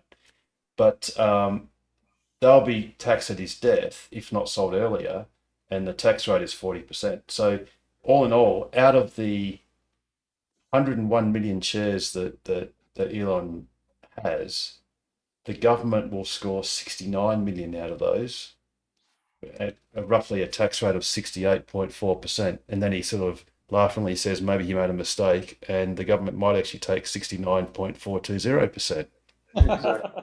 So, and if you bump up the estate tax, which is basically the death tax, when he dies, it will basically be 74.4 million shares, or nearly 3/4. Because of course in the States you have death taxes, inheritance tax basically. So that really long thread sort of explains that, unlike us Australians, where our children or whoever we choose can inherit any shares we have left if we haven't managed to spend the money, in the future capital gains. In the States, like if Elon Musk died tomorrow, actually that would be probably the biggest risk, because anyone that inherited his estate would have to basically liquidate 3/4 of the shares just to pay the tax. So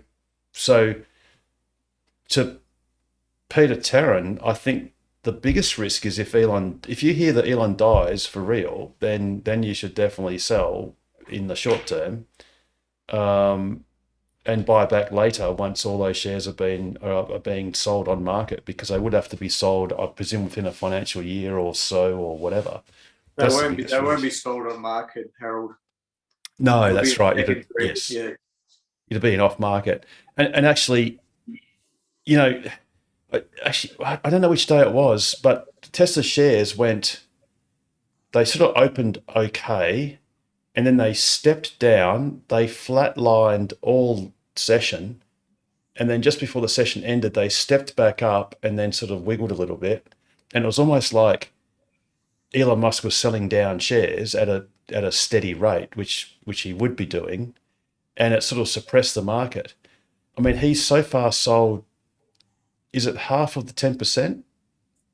I think it is, in a week, or it was 8 million. Yeah, I thought it was somewhere around 6 or something, but yeah. It's sorry, he's sold. He's sold 7 million shares, so he's actually acquired 4.3 million, and he's sold 7, which is a net disposal of 2. But the point is, the shares he's acquired are created out of thin air. Well, out of Tesla's, they've just basically issued them. So a real 7.2 million shares have been disposed of between the 8th and the 15th of November. And all that's done is taken the share price from $1,200 to roughly $1,000 for a short time. So, and that's a fair bit of market capitalization. That's a fair impulse on the share price, or a negative sort of, influence on the share price, but it hasn't had a great influence on the overall performance of the company. Well, except that I guess the price has temporarily gone down 20%. What happens in the US if he were to donate some of his shares or give them away? They've probably got similar things to Australia where that doesn't count, that you can't just do that. I don't know. Well, Pete, do you got any I don't knowledge? know either, but there's got to be some sort of, there is favourable treatment if you if you do something like that, because I know the Gates Foundation, for example, and Warren Buffett's signed up to that, as have many other people. So these billionaires aren't silly, they know they'll lose most of their wealth, you know, when they die. So you might as well do something with it to leave some sort of a legacy behind. Richard Cooper, you're muted. He's often muted. Yeah. What do you got? What's the mod for the week? Oh, I've been renovating my front rooms, mate. I'm absolutely buggered. They haven't touched the car. Nothing. Nothing. I thought we were going to have a segment, Harold. Yeah. Yes. I'm preparing the graphics. I'm preparing the graphics for that in due course. But I fear that the good doctor, we might have to do a retrospective of his past. His greatest hits.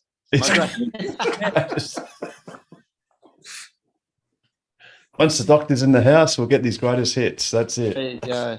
Hey, I'm a bit quiet at the moment. When my automatic front stuff comes, and do you reckon I could hire your services? Maybe we come around your place and we can. Hey, he's not doing it nude. Nothing nude. I'll bring my posing trunks with me. So it goes down to the G-string. That's about it. Yeah. Well, that'd be good. We could do a video and how to. Yeah. Yeah, I'd love to do that. That'd be great, Russell. I've got the. I'm also on order as well, by the way. Well, Russell, Pete could lend you his hot pant, his short shorts. Yeah, I think I watched the YouTube from last week and a bit got cut out, so I'm just trying to fill in the gaps on that one. I think I've got a fair idea what went on. You've got no idea, Russell. All right. We missed you That's last week. What gets cut on the YouTube cutting floor stays on the floor and was only for the enjoyment of those that were there live, I'm afraid. See, the reality is, Russell, you think you know, but the reality is that not even we know what went on, and we were right there. Oh, that's hilarious. That is hilarious. I see that. Oh, well, welcome. I mean, Jeffy, you've been here for probably an hour going, geez, these guys can prattle on, but welcome back. Shit tonight. And Damo, who's lurking, I know Damo's probably working, so he's just lurking, laughing at us, playing silly buggers. But welcome back too, Damo. I don't think you've got your car yet, but you must be very, very soon. Oh, looks good. I like his back. Oh, there January. I've organised with Harry for January, Harold. I've got my bin and everything. They wanted to deliver it. Dates keep changing in December, but I've just organised with him to grab it in January. Yeah, cool, awesome. It looks hot, mate, and it's just gonna be fantastic. It's gonna be fantastic. Should be. Actually, I've got a question for Pete and Richard while I'm here. When you went to the track, when you went to the Motorplex, is there somewhere there to charge? No. No, there is. Slow charge. There's 32 amp 3-phase outlets. Okay. But yeah, I just went there to spectate. I wasn't really. But Damo, you won't need to charge much if you turn up with nearly 100%, or from depending on where you're driving from. If you do a few runs, you'll probably still be at 85% after a couple of runs, so you'll be fine. Yeah. All right. Awesome. I've been going through the whole charging thing last couple of weeks. What to set up at home here. George has been giving me a lot of advice. I just don't know what way to go about it. I'm a bit lost in it at the moment, so I've got to catch up with George, and he's going to sort it all out for me, I think. Yeah. And look, the good thing, Damo, is you don't have to do anything in a hurry. You can just use a 10 amp outlet. It'll be perfectly fine for the first couple of weeks or whatever. There's zero rush. There's no urgency, because even on a 10 amp socket, you can still get 120 Ks plus overnight. Yeah. And if you really want to bang out, a lot of charging, just go to Karen Up shops, and in half an hour you'll go from almost flat to almost full while you're doing shopping, if you're really that way inclined, if you really want to, but otherwise just stick it on the 10 amp overnight, 120 Ks, job done. Yeah. But Damo, for for your fastest quarter miles, you want to try and have your charge above 90%. You start to drop, your time start to drop. You ask Jürgen, he'll tell you that you can feel a noticeable difference once you drop below 90 and then again below 80. You want to try and get to the track with as high a charge as possible and have a 32 amp 3-phase 5-pin. You can borrow one from the club, or Harold will sell you one for $750. Plug that in and they will charge at the fastest AC rate. So in Kwinana, that's all there is just AC charging, unfortunately. But they will give you 70K an hour, so they will give you 20% in an hour or whatever it is. You can't organise the biodiesel truck to head down there and get some DC on board. We did that last time. Well, at the Plex, you took it. Yeah. When we had the electric night, it's fun. And see, Damo, what you want to hear is something like this.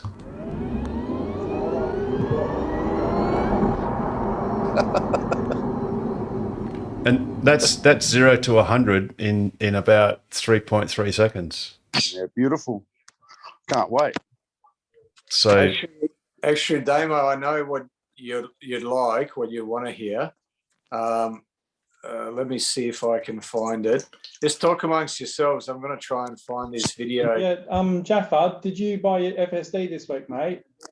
Through your crypto, or you're not going there yet? That's funny, right? I was doing it today, and I got on crypto. Everything overnight dropped like 16%. I was cursing, swearing. There was all. Were you in LRC? Were you in Loopring? Were you? Or what you in? No, I've got heaps. What I do is I bunch sell through trade. It'll drop, so I've held off. So judging by normal cycle, which I probably chose a shitty way to sell.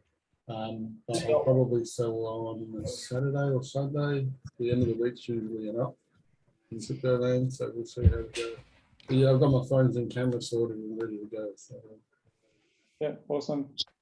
Time to go. I took FSD off of my car, off my order, because George was saying to get it later. Yeah. And I did the math on it. It's like $4,000 difference if you buy it, like if it come with FSD, it was 111 grand for the M3P, or 97 grand without it, and then pay the 10 grand once you get the car, and it's like 107. That's $4,000 cheaper. That's crazy. There's 3 letters: LCT, luxury car tax, and stamp duty. We love luxury car tax, especially now. George saved me bloody $4,000 there. To encourage you to purchase Australian-made cars. Yeah. Well, hang on. So George saved you $4,000. That means you owe him 2. He'll probably say that to me too.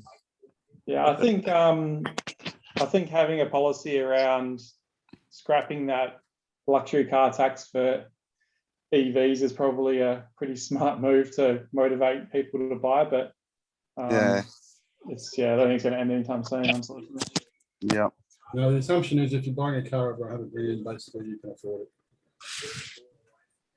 All right, I found the video, Damo. If you want to have a look, it should come up now. Not sure how the sound's going to be, but here we go. Can you hear that? Yep.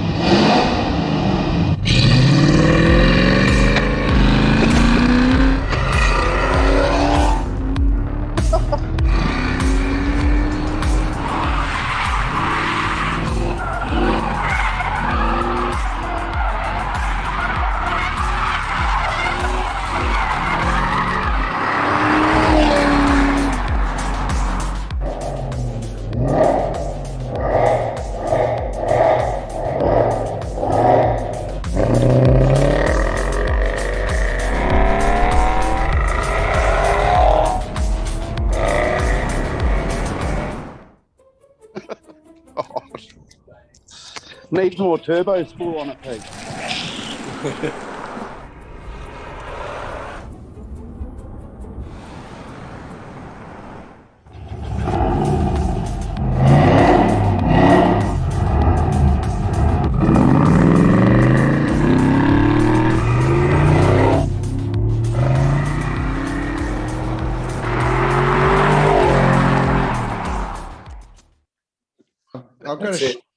I've got to tell you a little story about car noises. When I had my Lotus Elise, I put a Varex muffler on it, which is a valve muffler with a little key fob. And I was coming down the tunnel, and there were these two Ferraris there.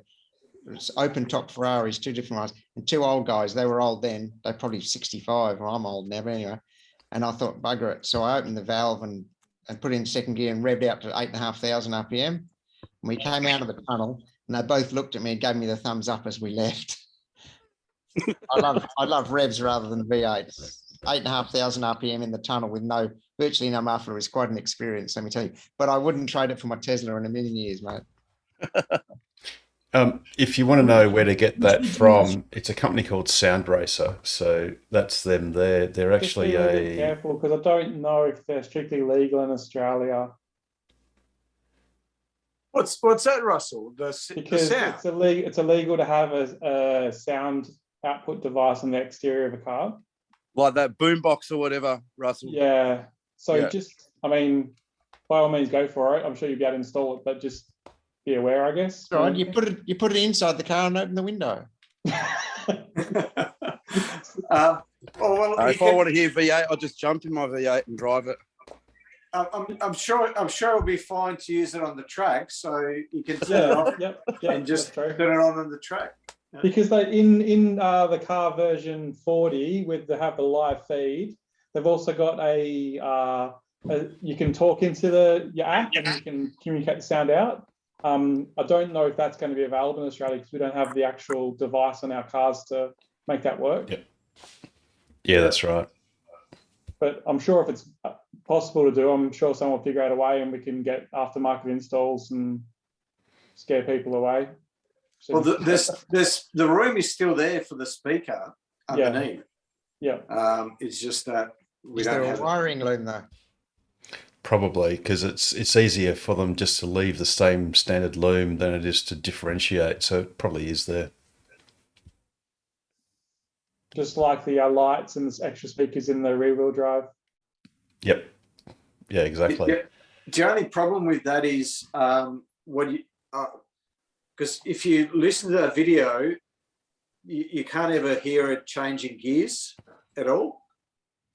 So I don't know how you'd replicate a gear change. No, Sound Racer actually have a secondary switch input where you can change gears or you can do a artificial rev. So obviously, because I actually bought one, and I was helping Peter Harris use it with Jurgen's or John Edwards's green theme car as a safety feature, not as to make noise because I wanted to. Oh, sorry, because I liked the noise. They wanted to warn the marshals in front of them that they were coming. And there is a function. It's just a any switch that it sort of revs. You can rev, and you can also do gear changes. But the main thing is like revving, so you can actually rev it, and you can have any sound you like. I mean, I've had it doing a choo-choo train, a jet engine of different types, V8s, V12s. Can you make it through the last 2 seconds of Pete's video? Yeah. What was that? I'm not sure if that's at all possible. What happened? What did I miss? I'm just not at all Two sure. seconds of Pete's video. Can we do that noise? Just the last 2 seconds. I haven't cut that as a small splice, and it'll take me a little bit of time to find it. But Pete, I think this is wearing a bit thin. I think you need to get another blonde and do it again. No, Carmen. No, it's not. Carmen, you're on. No. Boys' toys. No, they're boys' toys, those. Do any of you guys remember the movie with Vince Vaughn, Queen Latifah, and Kevin James, The Dilemma? I haven't seen that. The Dilemma was a movie, and it was the actual premise of the movie is not around this particular thing, but what ends up happening in the movie is Vince Vaughn and Kevin James are brought together. They have to turn an electric car into sounding like a muscle car, and they work with this car company on building this. And their end result is, yes, they built this car that sounds like a V8, but it's actually all electric, and they get the contract with one of the big companies. And every time I see stuff like this, the sound stuff that's made, I was like, this was a movie. That movie was done in 2011. Wow. Ahead of its time. Ahead of its time. Good movie too. Actually, speaking of being ahead of its time, I was speaking to Ant Day today, and he was telling me that John Edwards bought a trailer from, which initially came from Amy.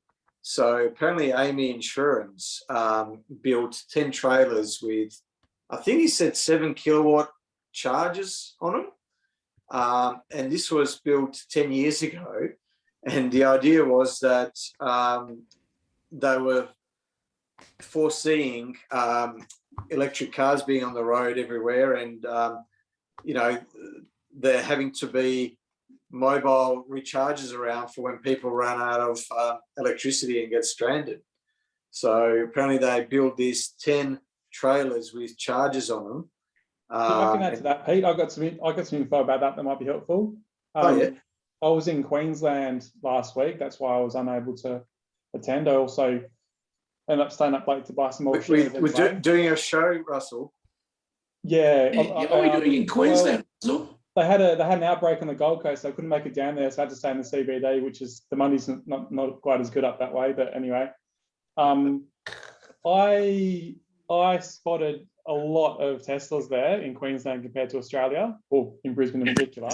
But what I also saw, there's a mobile EV charging truck that you can book on your phone, and they will drive to where you've parked your car for the day, plug it in, and then when you come back after your day of work, your car's charged, even if you're not at a location where there's a charger, because they just rock up and charge for you.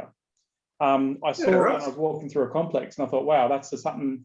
Someone might want to make a bit of money in WA before the boom hits. That could be something to get into potentially.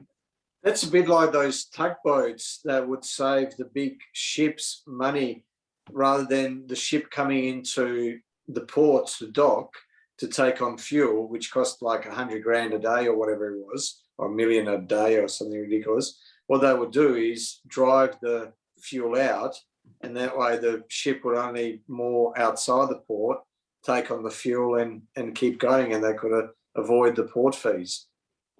So that's like the A380s. I think that rather than staying at Sydney, they would go to Auckland. It was cheaper because I think they would arrive sort of in the early evening, and their next departure wouldn't be until the morning. It was cheaper to send them to Auckland, to fly them to Auckland, to overnight them there, and then fly them back to Sydney to do their next trip, rather than staying at Mascot.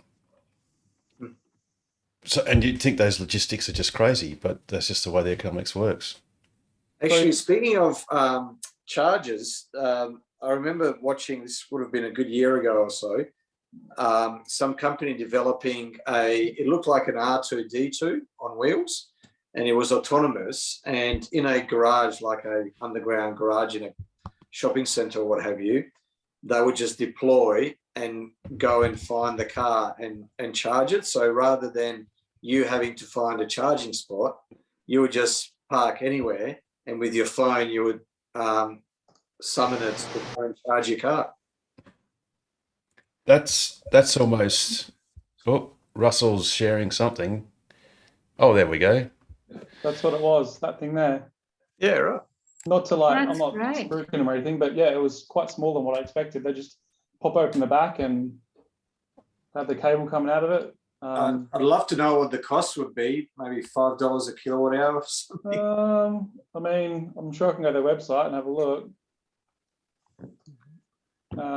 Once again, this isn't paid or anything. I'm not part of this company, so anyone watching that in YouTube land, this isn't a.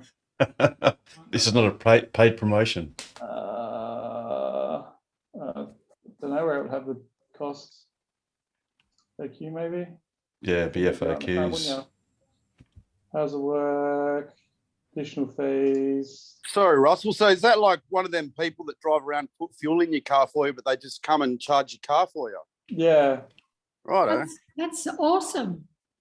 This time you pay for a subscription. Okay, subscription based.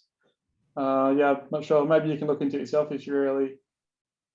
How often is anyone? Might be pretty How often is expensive. anyone ever running out of charge? Yeah, it I might think be it's for pretty people who expensive. live in an apartment and don't have the luxury of All right. sort of charging overnight or whatever, and they just need it done rather than having to head to Karrinyup or whatever. You can just get it done in the city or whatnot, I suppose. But if you Or go, they get or if you lost go to in the, the forest. Sorry, I missed that. We spoke over each other. Say that again, Carmen. Or they get lost near Muja Power Station. Well, that's exactly right. I mean, if you could strap something like what I'm going to show you in a moment on 4 wheels, it could be quite useful. Is that the ski? oh, the snake.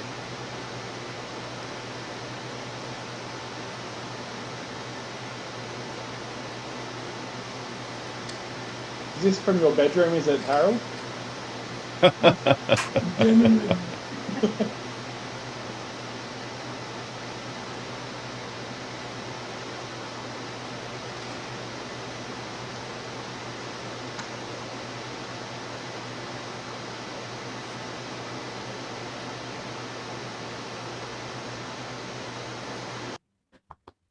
Awesome. That's almost quite mesmerizing, just quietly, but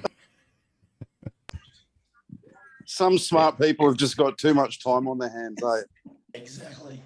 they It's do. actually, That was uh, actually Tesla. That was several years ago. Yeah. Super.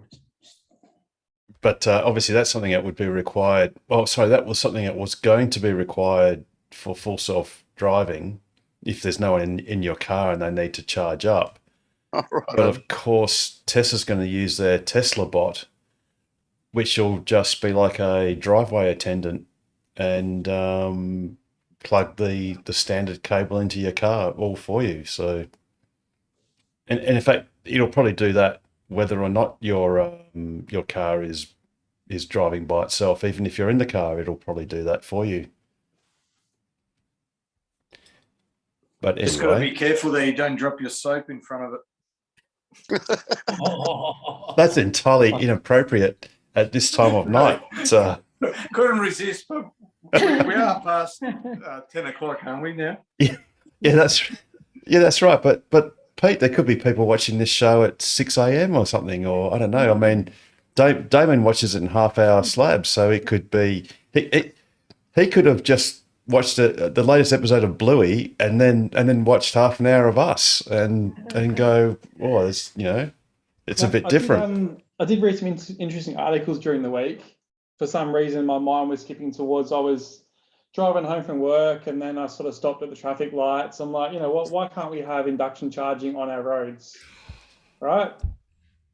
How much infrastructure would that create? Be awesome. And then I sort of do a bit of research about why it's not here and the challenges and those sorts of things. And I found that there was some recent technology where they managed to. I guess the biggest problem in induction charging is how close the surfaces have to be to actually charge.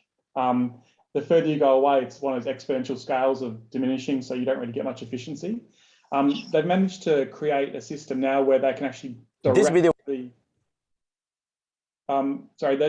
able to direct the charge, so it's not so like a magnet wave. They can actually channel it directly straight now, and they can sort of get a lot larger distances away and have much more direct power. So potentially having these chargers around where you have to actually stop and charge is going to be a thing of the past by 2030 as well. And you can just drive to Bustleton or Bunbury or whatever, and as you're driving, you're sort of charging up as well at the same time, and some sort of subscription or something. Or... That's absolutely right, Russell. And the company is called Momentum Dynamics, and yes, that's the one, yeah. It goes a little bit like this.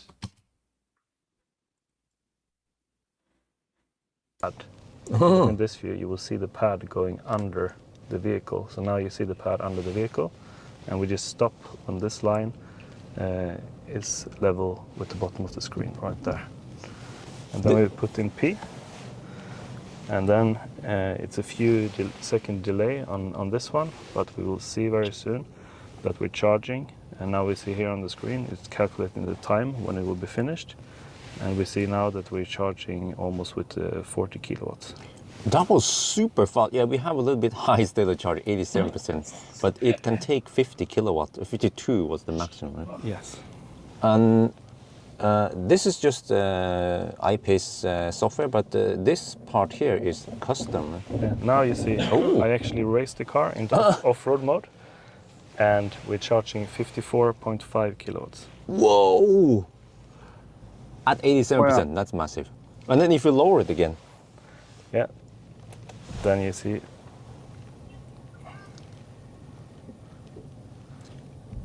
This is just physics. Yeah, and most people think it's the complete opposite. Most people think the closer the pads are, the better the efficiency.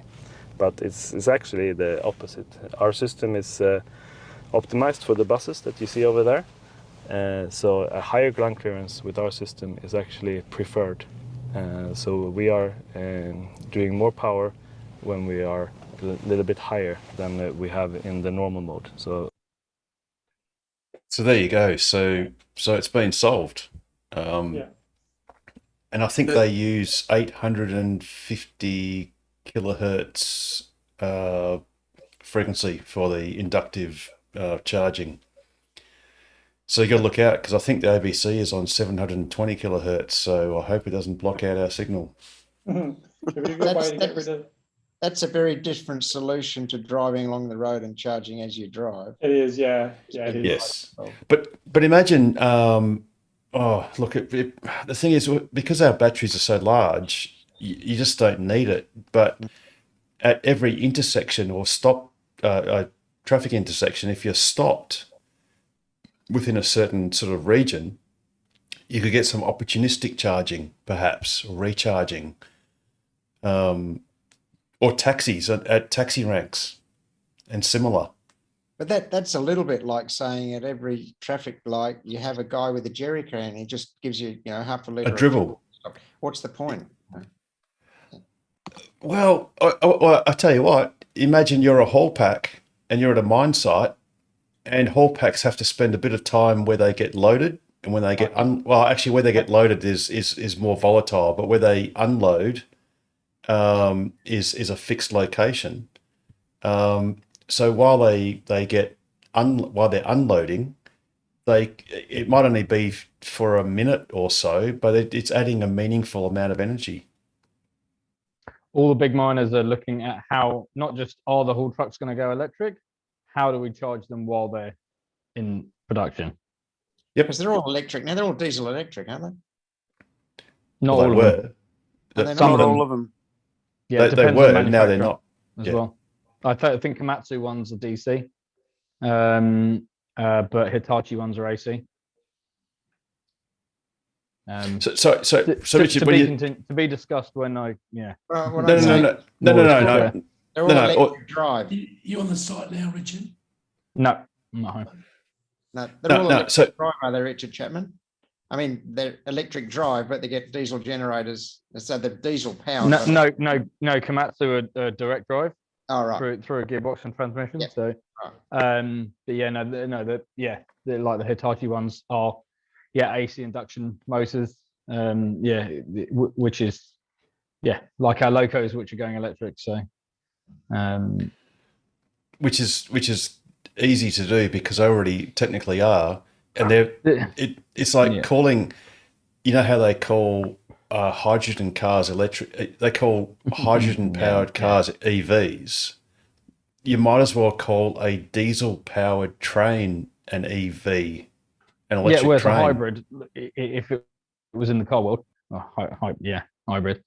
The issue in a mining environment, though, in that application is, like if you know what a mining environment is like, induction pads are a nice idea, but just the reality, the physical realities, You could do You could do pantograph, which would be probably easier. Although the problem is you've got as the dump truck reverses, and then it tips at the back, and you're trying to get a pantograph in the front. But it might have to be like an articulated system that effectively sort of flops over. Yeah, no, look, the bigger miners are all looking at this, that or a combination of that.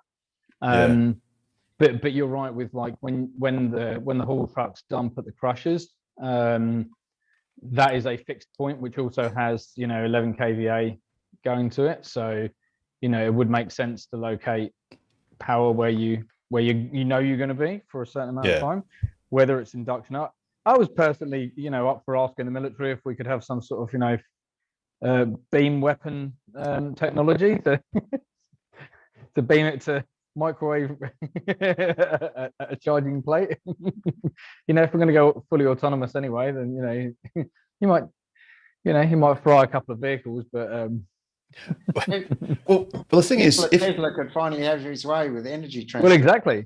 Yeah. Wouldn't that be a turn up for the book? The thing is, if you're at a fixed location and, those autonomous vehicles they used to be famously accurate to inches or not even, and then they had to do like a pseudo-random track. Otherwise, they were running ruts in the... I think Rio found that, yeah. Perhaps even just a classic, just plug-in Well, with a motorized... My suggestion to a big consortium was just have a panel that lifts up, charger, auto docks behind it, pulls out, autonomous down. I think a similar thing happens on ships. And you can have like a flap that like a dust cover so that because obviously there's going to be dust and stuff. So the cover comes out. The same thing happens on the like it's a male female connection, and then on the male part that cover comes out. It protrudes out. It docks with it. You get fiducials. That's vision and all that sort of stuff is so easy because it's the whole truck's within probably 100 millimeters of where it's expected to be or whatever. In all three dimensions, X, Y, and it's really only height and left and right, isn't it? It's backed in to very accurate levels. That the actual height is almost precise, and then it's just a matter of how far away from the charger. Yeah, I think that's going to be pretty easily solved, and you can jam a lot of energy in whatever it is, the minute or two that it's dumping, or it whatever it is. Depends on how quickly you want to frag the batteries with the C curve. So, but there'll be calculations in that. So, on that as well, I saw another thing today. I've been doing a bit of more looking around, I suppose. There's two things. One thing I'm not too excited about. The other one maybe have some potential. Apparently, there's a place in the Netherlands that's come out with a new material called nickel niobate or something, which apparently allows charging 10 times faster than what currently is possible with the battery technology. So the actual nickel is like substitute or something for a nickel niobate, which frees up for more capacity. So 10 times as fast, which might mean that you can get super duper chargers instead of just superchargers, who knows? And also that I think, not that I really like GM that much, but they've come out with this cable that has active cooling. So the cable itself is not going to be a restriction on the amperage going through it. At the moment, they've got Tesla do that ages ago. Yeah, they do. The V3 superchargers have got liquid cooling. Yeah. Oh, have they? Yeah, they do. Yep. Is that the same tech as what the? Maybe it's the same thing. All right. There's actual liquid flowing through the cable. Yeah. That's why it's so heavy. That's great. If that that nickel substitute happens. But I have to, like, whenever anyone comes up with like, there's 1,000 things that work in a lab. It's okay. Can you give me 1 billion of them at a price that's competitive, or beats everyone else in the market, and you can do it. Can you do it by next week? And it'll do 4,000 cycles. Thanks. and do 4,000 cycles and last for 20 years, and yeah, and so, but look, that's great. Like there's all of these things that if that would be a relatively easy change. Look, Tesla are aware of these. They always say, like, look, if anyone's got anything amazing, send it to us, send a sample to us. We'll buy you, and then we'll adopt it. I think there's going to be two parts, right? There's going to be the iron-based batteries, which are like the workhorses, and they'll just do the workhorse jobs. They're going to be big or bigger, bulky, less dense. And then you're going to have these specialist batteries, which have much more high output power, more dense power for, I guess, more exotic needs than the everyman might need. And things like that. Yeah. Because the iron-based batteries, looking at them now, they're so much more manageable than the... so cheap. Yeah. And they're more hardy. You don't have to look after them as much. And even the impact on the environment of pulling iron out of the ground is so much easier than pulling other shit out of the ground. So I don't think there's much room to, probably going to be more innovation in that space anyway, but they've come a long way. Even since this is why I kind of don't quite understand why you can't have why people aren't just making 200 kilowatt hour lithium iron phosphate packs, which wouldn't be that expensive. Slapping that in a, this is very hard to make a vehicle, right? Slapping that in a dual cab ute chassis on a skateboard platform, and cranking 1 million of those out of you. It's going to be pretty heavy. Well, yeah, the GMC Hummer's going to have a 200 kilowatt hour pack, isn't it? So, yeah, we'll see about that one, won't we? We will. Hey, going back a little bit, talking about induction or wireless charging, there's a company in the US that's been doing it for a few years now, even with Teslas, called Plugless. And they've done it over like a 6-inch gap, and up to about 7 kilowatts. So wow, it's not 50 kilowatts, and that's a residential solution. So the idea is you put the mat on the ground and then just reverse your car over it, and weren't they sponsoring Ride the Lightning, the Ryan McCaffrey podcast, like years ago, like 3 or 4 years ago, maybe? Vaguely remember they've been him around a long time. I remember looking at them way before the Tesla, way before we even had the Tesla. Yeah, I'd mentioned them, or they were an early sponsor or something along those lines. But first, here we go. So I've just gone on their website. First wireless EV charging station to provide 1 million charge hours, including installations at Google and Hertz. So, speaking of, making the leap from a lab to a commercial solution. Yeah. Do there are uses, like sometimes we pull back here, and the Bubs is asleep in the back. You don't want to get out and like plug it in, even if you're just going to sit in the car and in case you wake him. It's like, so it would be nice to just pull in and just charge straight away. And sometimes you forget, it does have its uses. If he's in the back and that's where the charger, and he can get a suntan while he's at it. At least you won't need the electric blanket.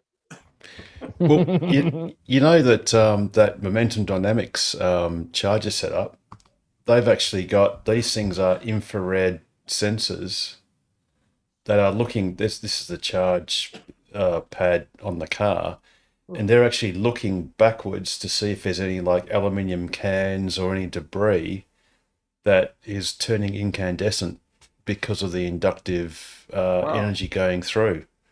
So that's one of the things they have to have, because there's so much energy going between that air gap, that if there's anything that is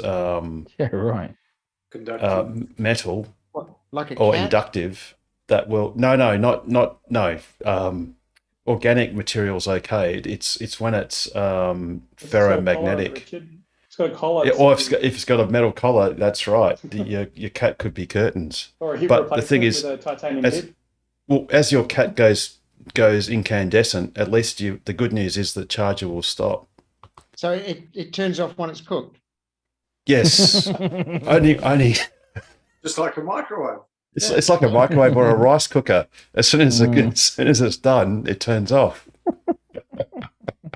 They've thought of everything. They have.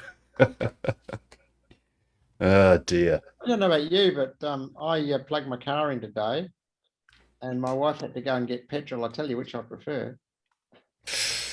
I did that in Adelaide. I hired this petrol Kona, and I didn't fill it twice. I put petrol in it twice, and man, it was an ordeal. It wasn't pleasant.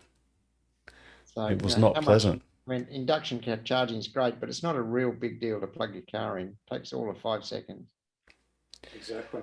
I think the reason why I'm thinking about, Richard, is when you go to full autonomous and you haven't got drivers. Oh, absolutely. Yeah. And then they just trickle during the day. Yeah. So no one's responsible for charging it. It just does it. Yeah, that's right. Or you send your car out to go make yourself some money while you're at work. Yeah. I mean, even at the moment, I'm sort of tempted to rent my car out. I mean, I can get nearly $300 a day for a Model 3 at the moment on EV. It's crazy. I mean, I'll rent out for a week and I can buy another Tesla share, like it's mental. It is. And speaking of Tesla shares, where are we at? It's just reloading. Yeah, they've gone up a bit. We're up about $1,074. Yeah. Yeah. 1.82% up. Yeah. Hey, oh, sorry. Yes. Due to technical challenges, I'm going to have to leave you. So my son's taken my charger, and I'm down to 3%. And he's asleep in his bedroom, so I don't want to go and I don't know where he's got it. So I tried to look for it before, but couldn't find it. That's all right. That's mine, Pete. I've got one here if you want. I can't quite grab it. Just teasing me now. But that's probably how good. Appropriate that I run out of charge. Yeah. Oh, you're just feeling a little bit flat there, Pete. I guess it happens to the best of us. I mean, maybe it's a good time to maybe wrap this up. It's been a big night, and we're all getting a little bit tired. So not half an hour ago. What are you talking about? So maybe Sorry, Harold, I do just have one more question.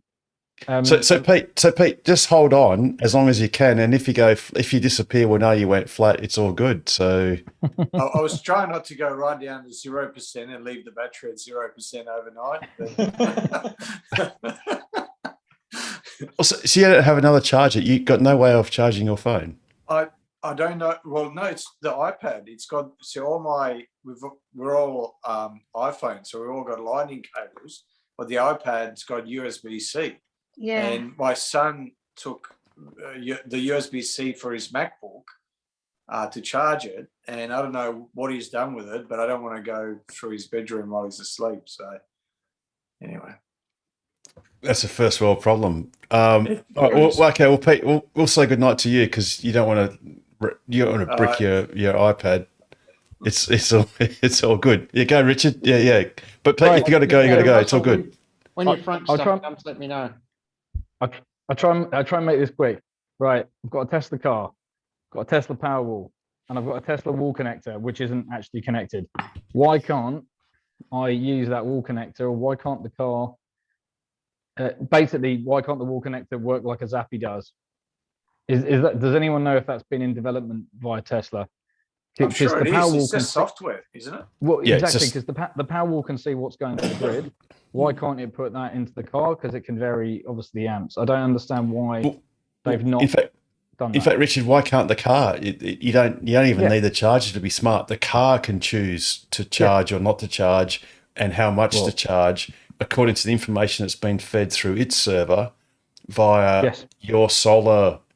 Like if it's a Fronius or a Huawei or whatever. It doesn't even need that. It can see what the Powerwall's doing. Exactly. Well, and the same, yeah. So it's all integrated. So yeah, in fact, I think that has been promised. That's part of the promise of only 2 weeks, mate. We've got it. Gen 3. Richard.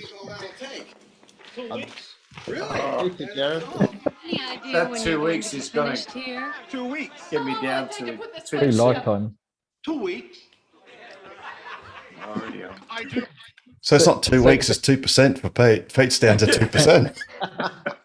So Howard, you're saying it is gonna come, but just when, who knows? Yes, and the frustrating thing is it doesn't require the Generation 3 charger. Yes, all it of course, requires yeah. is for Tesla to tell your car from the information from your Powerwall gateway, and it just has to push it up the line, and it's just software. It's literally just some clever programmers doing something pretty basic. I don't understand why solved. that seems like low-hanging fruit. I just don't understand. Yeah, but why they've got it's so not many been other done. things to do. They've just got other things. They got They got waypoints. waypoints. Gonna get waypoints. They got waypoints. But I'll tell you what their waypoints doesn't do. It doesn't solve the traveling salesman problem. So what we need Elon to agree to is we need to put in 5 destinations, and it should work out the traveling salesman problem of, or like you're a delivery courier, right? And you've got all of these locations you've got to deliver. Your car should calculate the most True. efficient route. Yeah. Okay. Yeah. It's not hard. But Google does it. But it will mean that Carmen won't have to go via Eton to go to Albany. And turn up with less than 2% than Pete's iPad. So Pete, before you brick your iPad, it's time for you to go to bed. And after you've done that, I'll say goodbye to everyone else. And thanks, Pete. Thanks for coming. See you on Saturday. And for everyone else, thank you very much for being here. And everyone in YouTube land, please like and subscribe, hit the notification bell. Thank you for watching. Thank you for participating. Look forward to seeing you at the AGM, bearing in mind that it's like all good AGMs, it's going to be brief, and the rest will just be the lunch and celebration afterwards. And also our No Time to Die, which will be next Tuesday at the Galaxy Drive-In. So please be there too. So on that note, I wish you a fantastic evening and look forward to seeing you again really soon. Thanks, Take Harold. care, everyone. Thank you. Thanks. Very See you later, everyone. informative tonight. Hope you get better, Take care. Bye. See ya. Bye.